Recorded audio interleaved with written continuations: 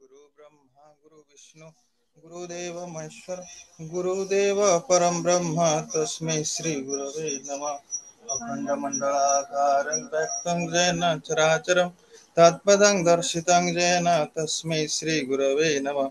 अज्ञानतिमिरान्धस्य ज्ञानञ्जनशलाकया चक्षुरुन्मिलितं येन तस्मै श्री गुरवे नमः।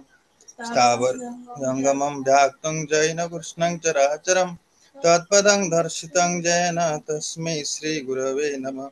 चिद्रूपेण परिव्याप्तं तैलकृष्णं चराचरं तत्पदं दर्शितं येन तस्मै श्रीगुरवे नमः। न गुरधिगन्तप्तं न गुरधिगन्तपः तप्तज्ञानं परं नास्ति तस्मै श्रीगुरवे नमः। मन्नाथ श्रीजगन्नाथ मद्गुरु श्रीजगद्गुरु मदात्मा सर्वतात्मा तस्मै श्रीगुरवे नमः। गुरुवादि अनादिश्च गुरुपरं दैवतं गुरुपरं तरं नास्ति तस्मै श्रीगुरवे नमः।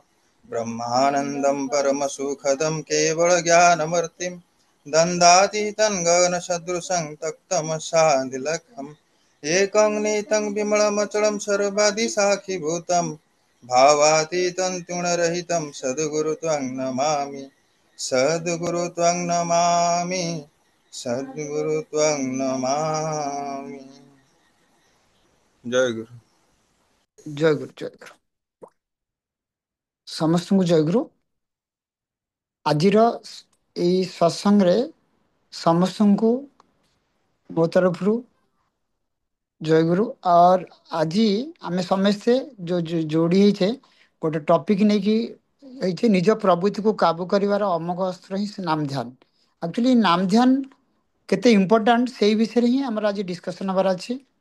नाम ध्यान बल कौन करिपरिबा कौन नहीं कौन करिपरिबानी से विषय ही आज आम मुख्य डिस्कसन अच्छी। पूर्व आज आम प्रथमे एक भजन मु शुभकांत भाई को रिक्वेस्ट करी भजन एक परिवेशन करने। शुभकांत भाई जय गुरु। जय गुरु आज्ञा।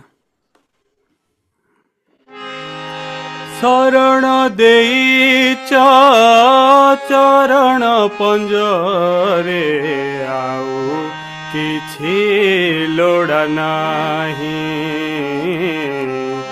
आउ किछि लोड़ा नाही चरण पंजरे शरणागत मु तोली ओळे तोली नियसाई शरण देई चरण पंजरे आउ किछि लोड़ा नाही आउ किछि लोड़ा नाही।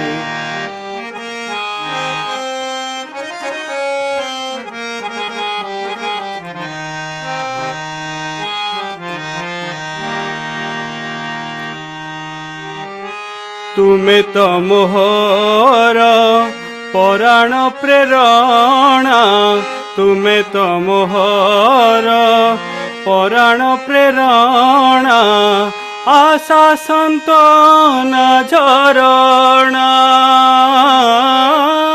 संपदे विपदे मिलने बिरहे संपदे विपदे मिलने बिरहे ढाली कृपा करुणा आसिया छपरा रूप रूपर लीला मधुरी माने चरण पंकजे शरणागत मु कोळे तोली नियसाई शरण देई चरण पंकजे आउ किछि लोड़ा नाही आउ किछि लोड़ा नाही।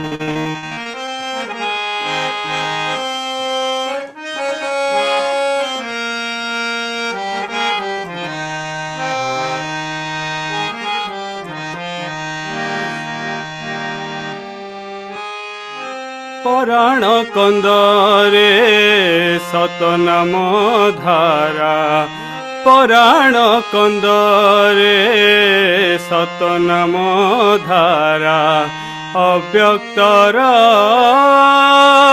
ବ୍ୟକ୍ତ ଛବି ଜୀବନ ଋତୁରେ ଛନ୍ଦେ ସହଜେ ଜୀବନ ଋତୁରେ ଛନ୍ଦେ ସହଜେ ତୁମରେ ମୁଁ ଅନୁଭବୀ তব দিয়া নাম ধ্বনিছি পরাণে এতে আপনার হই এতে আপনার হই চরণ পঙ্কজে শরণাগত মু কোলে তোলি নিয় সাই শরণ দেইছ চরণ পঞ্জরে আউ କିଛି ଲୋଡ଼ା ନାହିଁ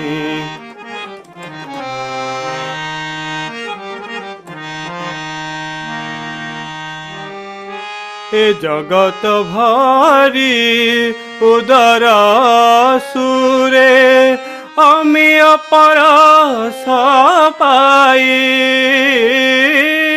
ଅମିୟ ପରଶ ପାଇ ତୁମରି ଚରଣେ ସମ୍ପିଛି ସବୁ ତୁମରି ଚରଣେ ସମ୍ପିଛି ସବୁ ଜଞ୍ଜାଳ ସଂଘାତ ନେଇ ଜନମ ଜନମ ରହିଛି ତୁମରି ନିରବ ମିଳନ ପାଇଁ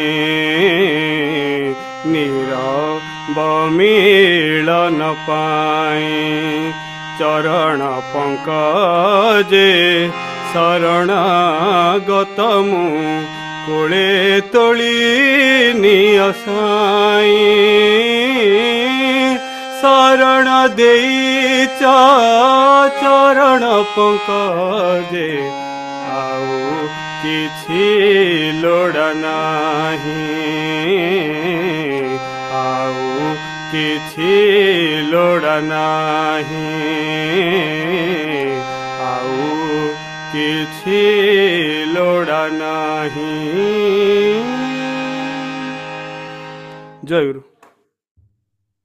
ଜୟଗୁରୁ ଜୟଗୁରୁ ସୁଭନ୍ତ ଭାଇ ବହୁତ ସୁନ୍ଦର ଭାବରେ ଆପଣ ଏଇ ଠାକୁରଙ୍କର ଭଜନଟା ପରିବେଷଣ କଲେ ଏଥିରେ ସୁନ୍ଦର ଭାବ ସେ ଏତେ ପୁରା ସମସ୍ତଙ୍କର ଦିଲ ଛୁଇଁ ଯାଇଥିବ ବହୁତ ସୁନ୍ଦର ଭାବେ ଲାଗିଲା এই ଗୀତ ମାଧ୍ୟମରେ ଆପଣ ସବୁ କିଛି ବତେଇଦେଲେ ଠାକୁରଙ୍କୁ ଧରିକି ଆମେ କ'ଣ ଆଗେଇବା ମୁଁ ବର୍ତ୍ତମାନ ତେଜରାଜ ଭାଇଙ୍କୁ ରିକ୍ୱେଷ୍ଟ କରିବି ସେ ଆପଣଙ୍କର ଯାଜନ ରଖିବେ 25 ମିନିଟ୍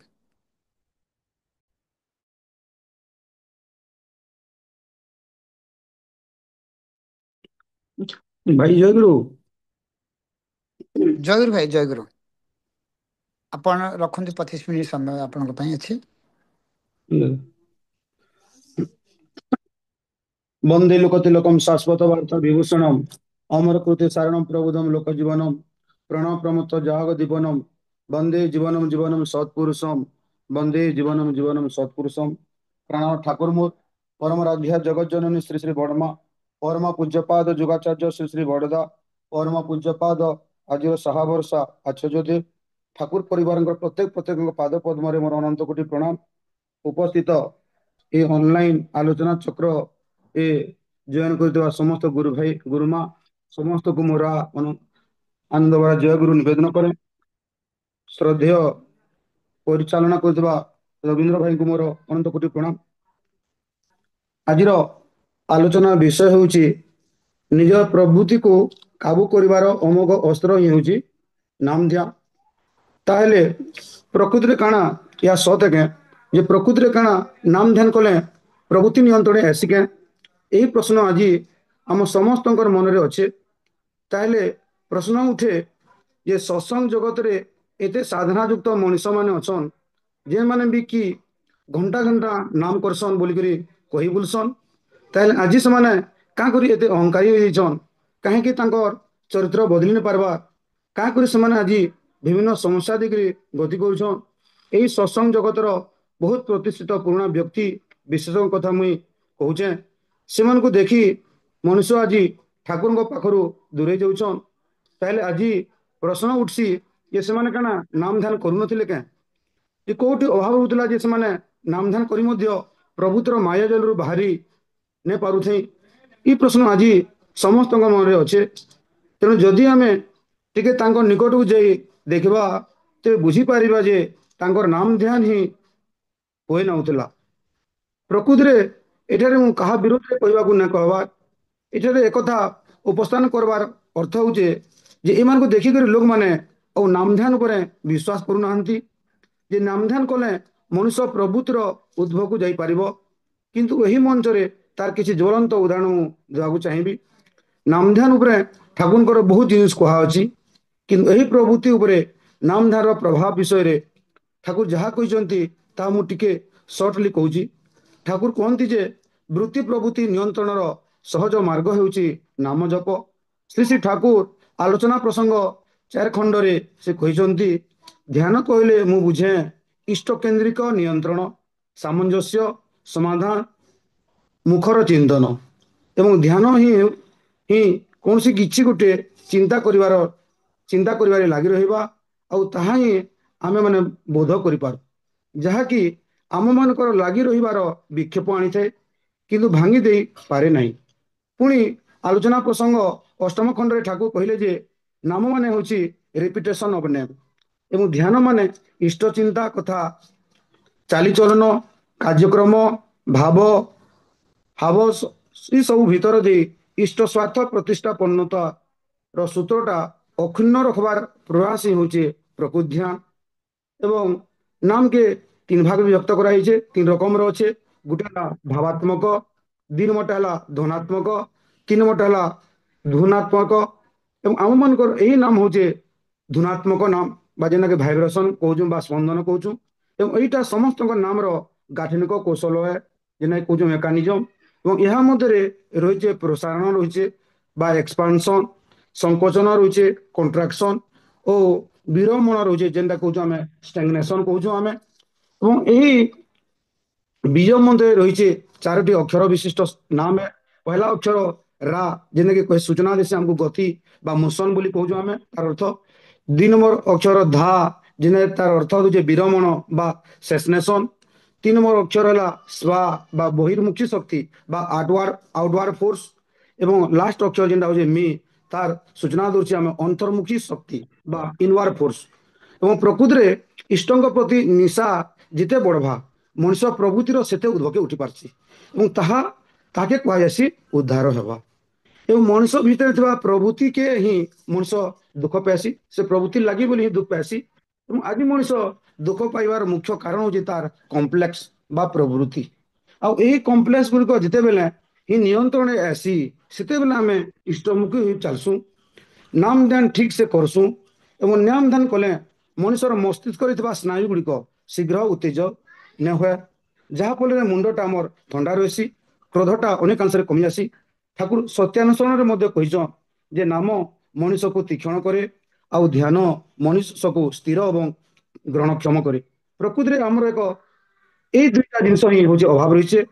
ଆମେ ଆଜି ସ୍ଥିର ହୋଇପାରୁନାହିଁ କିମ୍ବା ଗ୍ରହଣକ୍ଷମ ମଧ୍ୟ ହୋଇପାରୁନାହୁଁ, କାରଣ ଆମେ ନିଜକୁ ନାମ ଧ୍ୟାନରେ ବସାଇ ପାରୁନାହୁଁ। ଯଦି ବି କରୁଛୁ ଖାମଖିଆଲି ଭାବେ ନେଇକରି, ସେଥିପାଇଁ ଆଜି ଆମ ପାଖରେ ଏତେ ସବୁ ପୁରା ସମସ୍ୟା ମାନେ ରହିଛେ, ଏତେ ସବୁ ଦୁଃଖ ଆମ ପାଖେ ରହିଛି। ଏବଂ ନାମ ଧ୍ୟାନ ତ ଆମେ ଠିକ ମତେ କଲୁ ନାହିଁ, ତାପରେ ଯେତେବେଳେ ସମସ୍ୟା ଘେରି ରହିଲା, ସମସ୍ତଙ୍କୁ ଆମେ କେନ୍ତା କରୁଛୁ ଦୋଷ ଦେବା ଆରମ୍ଭ କରିଦଉଛୁ। ଯଦି ଟିକେ ଆମେ ସୂକ୍ଷ୍ମ ବୁଦ୍ଧି ନେଇକରି ଚିନ୍ତା କର୍ମା ବେଲେ ପ୍ରତ୍ୟେକ ସମସ୍ୟା ଭିତରେ ଆମେ ନିଜର ବହୁତ କିଛି ଭୁଲ ତ୍ରୁଟି ମାନେ ରହୁଛେ। ଯଦି ଆମେ ନାମ ଧ୍ୟାନ କରିବା, ତେବେ ଏହି ଭୁଲ ତ୍ରୁଟିକୁ ଆମେ ଧରିପାରିବା। ଆମର ଯେଉଁ ପ୍ରବୃତ୍ତି ସବୁ ରହିଛି, ସେଥିରେ ସବୁଠାରୁ ଅଧିକ କ୍ଷତିକାରକ ହେଉଛି ଆମର ନିଜର ଅହଙ୍କାର ବା ଇଗୋ। ଏବଂ ଏହି ଅହଙ୍କାର ପାଇଁ ହିଁ ଯେତେ ଭଳି ଗୋଲ ଝଗଡ଼ା ଅଶାନ୍ତି ସବୁ କିଛି। ତେଣୁ ମଣିଷ ଯେତେବେଳେ ନିଜକୁ ନାମ ଧ୍ୟାନରେ ବସାଏ, ସେତେବେଳେ ତାର ଏଇ ଇଗୋ ଟିକେ ପତଲା ହେଇଯାସି, ସେତେବେଳେ ସେ ନିଜ ଭୁଲ କେ ବୁଝିପାରସି ଏବଂ ଏହି ପ୍ରଭୃତି କେ ଚିହ୍ନବାରଟା ହଉଛି ମହାନ ମୁସ୍କିଲ है। ଏବଂ ଯେତେବେଳେ କେହି ଆମକୁ ଦୋଷ ଦେଇକରି କିଛି କହେସି, ସେତେବେଳେ ଆମର ଦୋଷ ଥିଲେ ମଧ୍ୟ ଆମେ କାରଣ ସହଜରେ ଆମେ ନିଜ ଦୋଷକେ ଆମେ ସ୍ୱୀକାର ନେ କରୁ ନା ନେ କରୁ କିମ୍ବା ସବୁବେଳେ ନିଏ ଠିକ ବୋଲିକରି ଆମେ ଉପସ୍ଥାପନା କରି ଚାଲସୁଁ।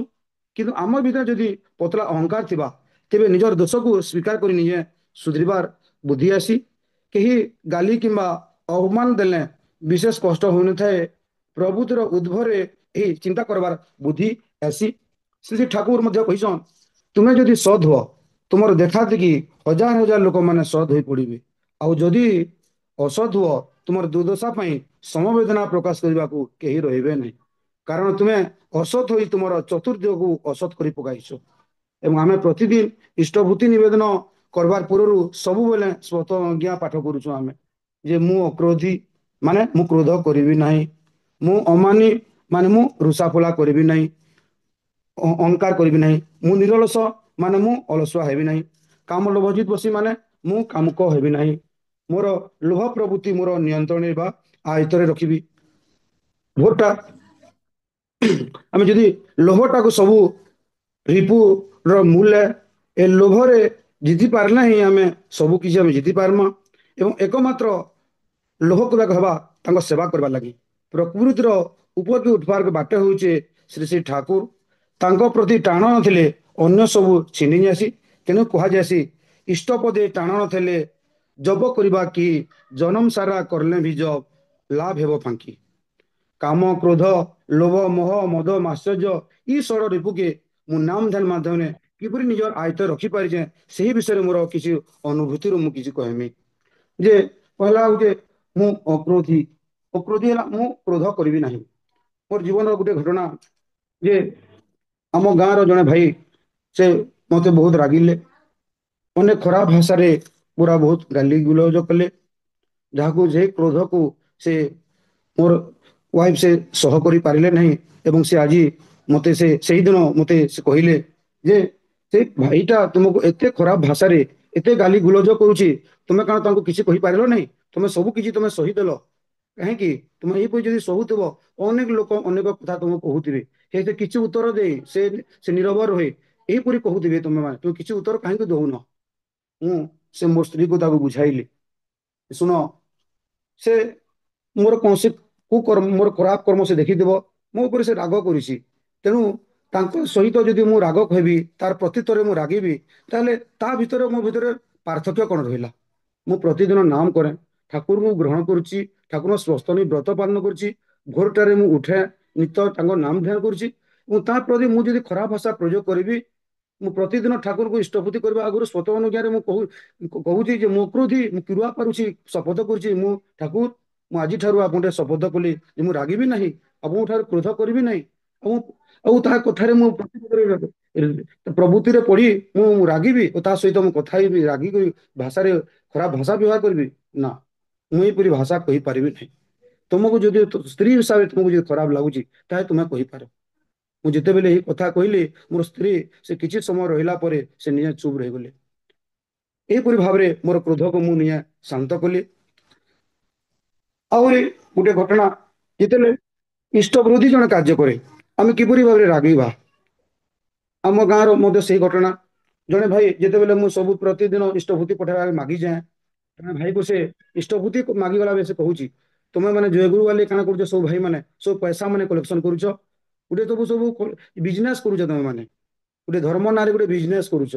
ଏଇ ସବୁ ଯେତେବେଳେ କଥା କହିଲେ, ମୋ ରାଗକୁ ମୁଁ ସମ୍ଭାଳି ପାରିଲି ନାହିଁ। ଭାଇ ତମେ କ'ଣ ଜାଣିଛ?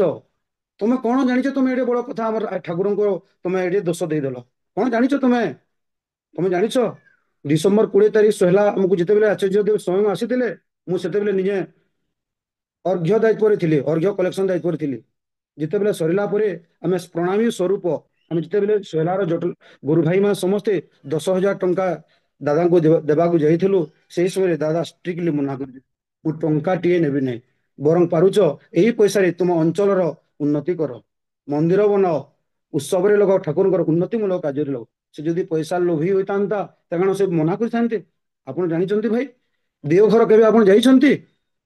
ଦେଓଘର ଯାହା ଜାଗା ଅଛି, ତାହା ସବୁ ଦୟାଳଙ୍କ ନାମରେ ଅଛି। କୌଣସି ଅବିନ୍ଦା ତାଙ୍କ ପୁତ୍ର ଅବିନ୍ଦାଙ୍କ ନାଁରେ କିମ୍ବା ଆଚାର୍ଯ୍ୟ ଦେବଙ୍କ ନାଁରେ ମଧ୍ୟ ନାହିଁ। ଆରେ ଆପଣ କିଛି ନ ଜାଣି ଏଡ଼େ ବଡ଼ କଥା କହିଦେଲେ, ଆପଣ କହିବେ ଅଧିକାର ଦେଲା କିଏ ଆପଣଙ୍କୁ? ଆପଣ ଜାଣିଛନ୍ତି ଆପଣ ଏ କଥା ମୋତେ କେତେ ଖରାପ ଲାଗିଛି, କେତେ ଦୁଃଖ ପ୍ରକାଶ କରିଛି? କାରଣ ମୁଁ ଠାକୁରଙ୍କୁ ଭଲ ପାଏ। The ideal personality of my life is Shri Shri Thakur Anukul Chandra. ଆପଣ ଜାଣି ନ ଜାଣି ଏହିପରି ମୋ ଠାକୁରଙ୍କ ଉପରେ ଏଡ଼େ କଥା କହିଦେଲେ, କେବେ ହେଲେ ଭୁଲ କରିବି ନାହିଁ। ନହେଲେ ମୋ ଠାରୁ ବୋଲି ଖରାପ କିଏ ହେବେ ନାହିଁ। ମୁଁ ତାହାକୁ ଏହିପରି ଭାଷାରେ ଭାଇ ତାକୁ ମୋର ବହୁତ କଟୁ ଭାଷାରେ କହିବା କଥା, ମୁଁ ମୋର ରାଗ କଣ୍ଟ୍ରୋଲ କରି ଜର୍ଜରମାନ ହୋଇଯାଏ, ମୋ ରକ୍ତ ପୁରା ଏଇଟା ଗରମ ହେଇଯାଉଥାଏ। ତାକୁ କହିଲି ଫର୍ଦର ଭାଇ ତମେ, ମୁଁ ହାତ ଯୋଡ଼ି ତମକୁ ନିବେଦନ କରୁଛି, ତମେ ବିନା ନ ଜାଣି ତୁମେ କିଛି କହିବ ନାହିଁ। ଏହିପରି ଭାବରେ ମୋର ଇଷ୍ଟବୃଦ୍ଧି କାର୍ଯ୍ୟ କରୁଥିବା ଲୋକଙ୍କ ଉପରେ ଆମେ କ୍ରୋଧ ହେବା କଥା। ତାରେ ମୁଁ ଅମାନି ଅମାନି ଅମାନି ଉପରେ ଆମେ ଅଭିମାନ କରିବା। ଆମେ ଦେଖୁନ ମୁଇଁ ଠାକୁରଙ୍କୁ ଗ୍ରହଣ କରିଛି, ମୋ ଠାକୁର କେଡ଼େ ମହାନ ଯେ କେବଳ ଗୋଟେ ଧୋତି, କେବଳ ଗୋଟେ ପଇତା ପିନ୍ଧି ସେ କେତେ ସୁନ୍ଦର ଦେଖାଯାନ୍ତି। ମୁଁ ଗର୍ବ କରେ, ମୁଁ ତାଙ୍କର ନାମ ଜପ କରୁଛି, ମୁଁ ତାଙ୍କର ଶିଷ୍ୟ। ସେ କେଡ଼େ ଦୟାଳ, ତାଙ୍କ ଆଦର୍ଶରେ ମୁଁ ଅନୁପ୍ରାଣିତ। Love is my income, man is my income and love is my expenditure, ଯାହାର ପ୍ରିନ୍ସିପଲ ସେ କେଡ଼େ ମହାନ, ତାଙ୍କୁ ମୁଁ ପୁରା ଅନୁସରଣ କରିଛି ବୋଲି ଆମେ ସମସ୍ତେ ଅଭିମାନ ବା ଗର୍ବ କରିବା କଥା। ଏହି ଗୁଣ ମୁଁ ଠାକୁରଙ୍କୁ ଜାଣିଛି। ମୋ ନାମ ଧ୍ୟାନ କରିବା ଫଳରେ ଆହୁରି ମୋର ନିରରସ ବୋଲେ ମୁଁ ଅଳସୁଆ କିପରି ନୁହେଁ, ମୋର ନାମ ଧ୍ୟାନ ଫଳରେ ମୋର ଅଳସୁଆ ଗୁଣକୁ ମୁଁ କିପରି ଦୂର କରିଛି, ସେହି ଉପରେ ମୋର ଗୋଟେ ଅନୁଭୂତି। ମୁଁ ପ୍ରତିଦିନ 2:45 ଉଠେ ଏବଂ 2:45 ଉଠେକି ସର୍ବପ୍ରଥମେ ମୁଁ ଏଇ ସ୍ୱସ୍ତୟିନୀ ବ୍ରତଧାରୀ ଗ୍ରୁପରେ ମୁଁ ପ୍ରଥମ ମେସେଜ କରେ, ଜୟଗୁରୁ ଭାଇ ଜୟଗୁରୁ ମେସେଜ କରେ। ଏବଂ ଏହି ସମୟରୁ ଉଠି ମୁଁ ନିତ୍ୟ 3:15 3:20 ମୁଁ ନିଜେ ସ୍ନାନ କରି ନିଜ ନିତ୍ୟକ୍ରମ ସାରି ମୁଁ ନାମ ଧ୍ୟାନରେ ବସେ। ନାମ ଧ୍ୟାନରୁ ବସି ମୋର ସକାଳ ପ୍ରାର୍ଥନା ପର୍ଯ୍ୟନ୍ତ ସକାଳ ସକାଳ ପ୍ରାର୍ଥନା କରି ପର୍ଯ୍ୟନ୍ତ ମୁଁ ନାମ ଧ୍ୟାନ କରେ, ମୋର ଇଷ୍ଟ କାମ ସବୁ କରେ। ଏବଂ କରିସାରିଲା ପରେ ଆପଣମାନେ ଜାଣି ସମସ୍ତେ ଖୁସି ହେବେ ଯେ ଆମର ନିରବଚ୍ଛିନ୍ନ ଭାବରେ 1314 ଦିନ ହେବ ଆମର ଏଇ ସୋହେଲା ବ୍ଲଗରେ ଅନଲାଇନ ସତ୍ସଙ୍ଗ ଚାଲୁଛି। ଏବଂ ସେହି ଅନଲାଇନ ସତ୍ସଙ୍ଗରେ ମୁଁ ଜଏନ କରେ ଏବଂ ଜଏନ କରି ଯଦି ମୋର ଯେଉଁ ଦିନ ଯେଉଁ ଦାୟିତ୍ୱ ଥାଏ, ମୁଁ ସବୁଦିନ ମୁଁ ଶଙ୍ଖ ଧ୍ୱନି ଦିଏ। ତା ବ୍ୟତୀତ କେଉଁଦିନ ମୋତେ ଯଦି ଗ୍ରନ୍ଥ ପାଠ ଥାଏ ଗ୍ରନ୍ଥ ପାଠ କରେ, କୋରସ ଥିଲେ କୋରସ କଲେ, କୀର୍ତ୍ତନ ଥିଲେ କୀର୍ତ୍ତନ କରେ, ଯାଜନ ଥିଲେ ଯାଜନ କରେ। କିଛି ନଥିଲେ ମୁଁ ଜଏନ କରି ମୁଁ ନିଜେ ମୋର ବଡ଼ ପୁଅକୁ ଧରି ମୁଁ ନିଜେ ସୋହେଲାକୁ ଟ୍ୟୁସନ ପଢ଼େ, ଟ୍ୟୁସନ ନିଏ ତାକୁ ଏବଂ ସେଠାରେ 8:30 ପର୍ଯ୍ୟନ୍ତ ରହେ। 8:30ରୁ ତାକୁ ଟ୍ୟୁସନ ପଢ଼ି ଆସିଲା ପରେ ନିଜ ଘରକୁ ଫେରେ 9ଟାରେ 15ଟା 20ଟା ମିନିଟ୍ ହୁଏ, 9:30 ଭିତରେ ରେଡି ହୁଏ, ମୋର ଟିଫିନ ପ୍ୟାନ୍ ବୋତଲ ସବୁ ଧରିକି ମୁଁ ନିଜ ସ୍କୁଲକୁ ଯାଏ। ଏହିପରି ଭାବରେ ଦିନ ତମାମ ତାହାରି ଭିତରେ ମୁଁ 24 ଘଣ୍ଟାରୁ ପୁରା 17 ଘଣ୍ଟା ହବ ପୁରା ସବୁବେଳେ ଇଷ୍ଟ କାମ। ତାହାରି ଭିତରେ ଆପଣମାନେ ଜାଣି ଖୁସି ହେବେ ଯେ ଆମର ସ୍ଥାନୀୟ ଗୁରୁ ରୀତିକି ଦାଦା ଅଛନ୍ତି, ଉଗ୍ରସେନ ବାରିକ ଦାଦାଙ୍କ ସହିତ ଆମେ ସବୁବେଳେ ଇଷ୍ଟ କାମ କରୁ, ଦାଦାଙ୍କ ସହିତ ଦୀକ୍ଷା କାମ କରୁ। ଏବଂ ଯେଉଁ ଦାଦା ଯେଉଁ ଦୀକ୍ଷା ଦେଉଥାନ୍ତି ଲୋକମାନଙ୍କୁ, ସେ ଦୀକ୍ଷା ମାନଙ୍କୁ 30 ଦିନ ହେଲା ପରେ ତାଙ୍କର ଇଷ୍ଟଭୂତି ମୁଁ ପ୍ରେରଣ କରିବା ପାଇଁ ନିଏ ଫିଲାନ୍ଥ୍ରୋପି ଅଫିସ ସମ୍ବଲକୁ ଫୋନ କରେ, ତାଙ୍କର ନୂଆ ଫ୍ୟାମିଲି କୋଡ୍ ଜେନେରେଟ୍ କରେ ଏବଂ ଫ୍ୟାମିଲି କୋଡ୍ ଜେନେରେଟ୍ କରିସାରିଲା ପରେ ତାର ଇଷ୍ଟଭୂତି ପ୍ରେରଣ କରେ। ତାପରେ ଅନଲାଇନରେ ପ୍ରତି ମାସ 200ରୁ 300 ପାଖାପାଖି ଏତେ ଲୋକଙ୍କର ଇଷ୍ଟଭୂତି ପ୍ରେରଣ କରେ। ଏବଂ ବର୍ତ୍ତମାନ କିଛି ଦିନ ହେଲା ଆପଣମାନେ ଜାଣିଥିବେ ଯେ ଡିପି ଆମର ଏଇଟା ଆଧାର ଅପରେସନ ଚାଲୁଥିଲା, ବୋଲେ 200-300 ଲୋକର ବୋଲେ ଭାବୁନ ଆପଣ ଗୋଟେ ପରିବାର ମାନେ 5-7 ଜଣ ମାନେ ଗୋଟେ ପରିବାର ମାନେ ଅଛନ୍, ବୋଲେ ସେହି ମାନଙ୍କ ହିସାବ କରିବା ବୋଲେ 700-800 ଲୋକର ପୁରା ପାଖାପାଖି ପୁରା ଆଧାର ମୁଁ ଅପରେସନ କରେ କାମ। ତାପରେ ଡିପି ୱାର୍ ସବୁବେଳେ ଦାଦାଙ୍କ ସହିତ ଯାଏ, ପ୍ରତି ରବିବାର ଦିନ ମୁଁ ଡିପି ୱାର୍ କରିଛେ ଏବଂ ଡିପି ୱାର୍ କରି ସାରିଲା ପରେ ସେନ ଅନଲାଇନ କ୍ଲାସ ଥିସି, ହେଲ୍ଥ କ୍ଲାସ ଥିସି, ସେଠି ଜଏନ କରେ। ଏବଂ ରିସେଣ୍ଟଲି ଆପଣମାନେ ଜାଣିଥିବେ ଯେ ଆମର ସୌଭାଗ୍ୟ ଆମ ଓଡ଼ିଶା ଗୁରୁ ଭାଇମାନଙ୍କର ପାଇଁ ପରମ ସୌଭାଗ୍ୟ ଯେ ଆସନ୍ତା 4 ତାରିଖ ଆମର ଓଡ଼ିଶା ଆନନ୍ଦ ବଜାର ଅଛି, ସେଥିପାଇଁ ଅର୍ଘ୍ୟ ମଧ୍ୟ ନିଜ କଲେକ୍ସନ କରି ଯାଉଛୁ ଦାଦାଙ୍କ ସହିତ। ଏବଂ ଆମେ ଗାଁ ଗାଁ ବୁଲି ଭାଇମାନଙ୍କ ସହିତ ଅର୍ଘ୍ୟ କଲେକ୍ସନ କରି ORABU କୋଡରେ ମୁଁ ନିଜେ ଏ ଫିଲାନ୍ଥ୍ରୋପି ବିଷୟରେ ଏଇ ଆନନ୍ଦ ବଜାରର ଅର୍ଘ୍ୟ ମୁଁ ଜମା କରୁଛି।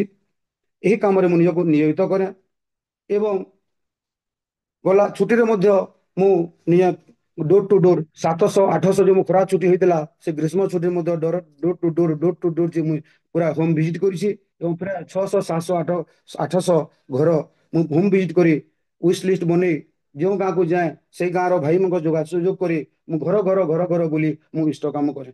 ବେଲେ ଆପଣ ଭାବନ୍ତୁ ଏହି 24 ଘଣ୍ଟା ଭିତରେ ମୁଁ 17-18 ଘଣ୍ଟା ପୁରା ମୁଁ ଠାକୁରଙ୍କ କାମ କରେ।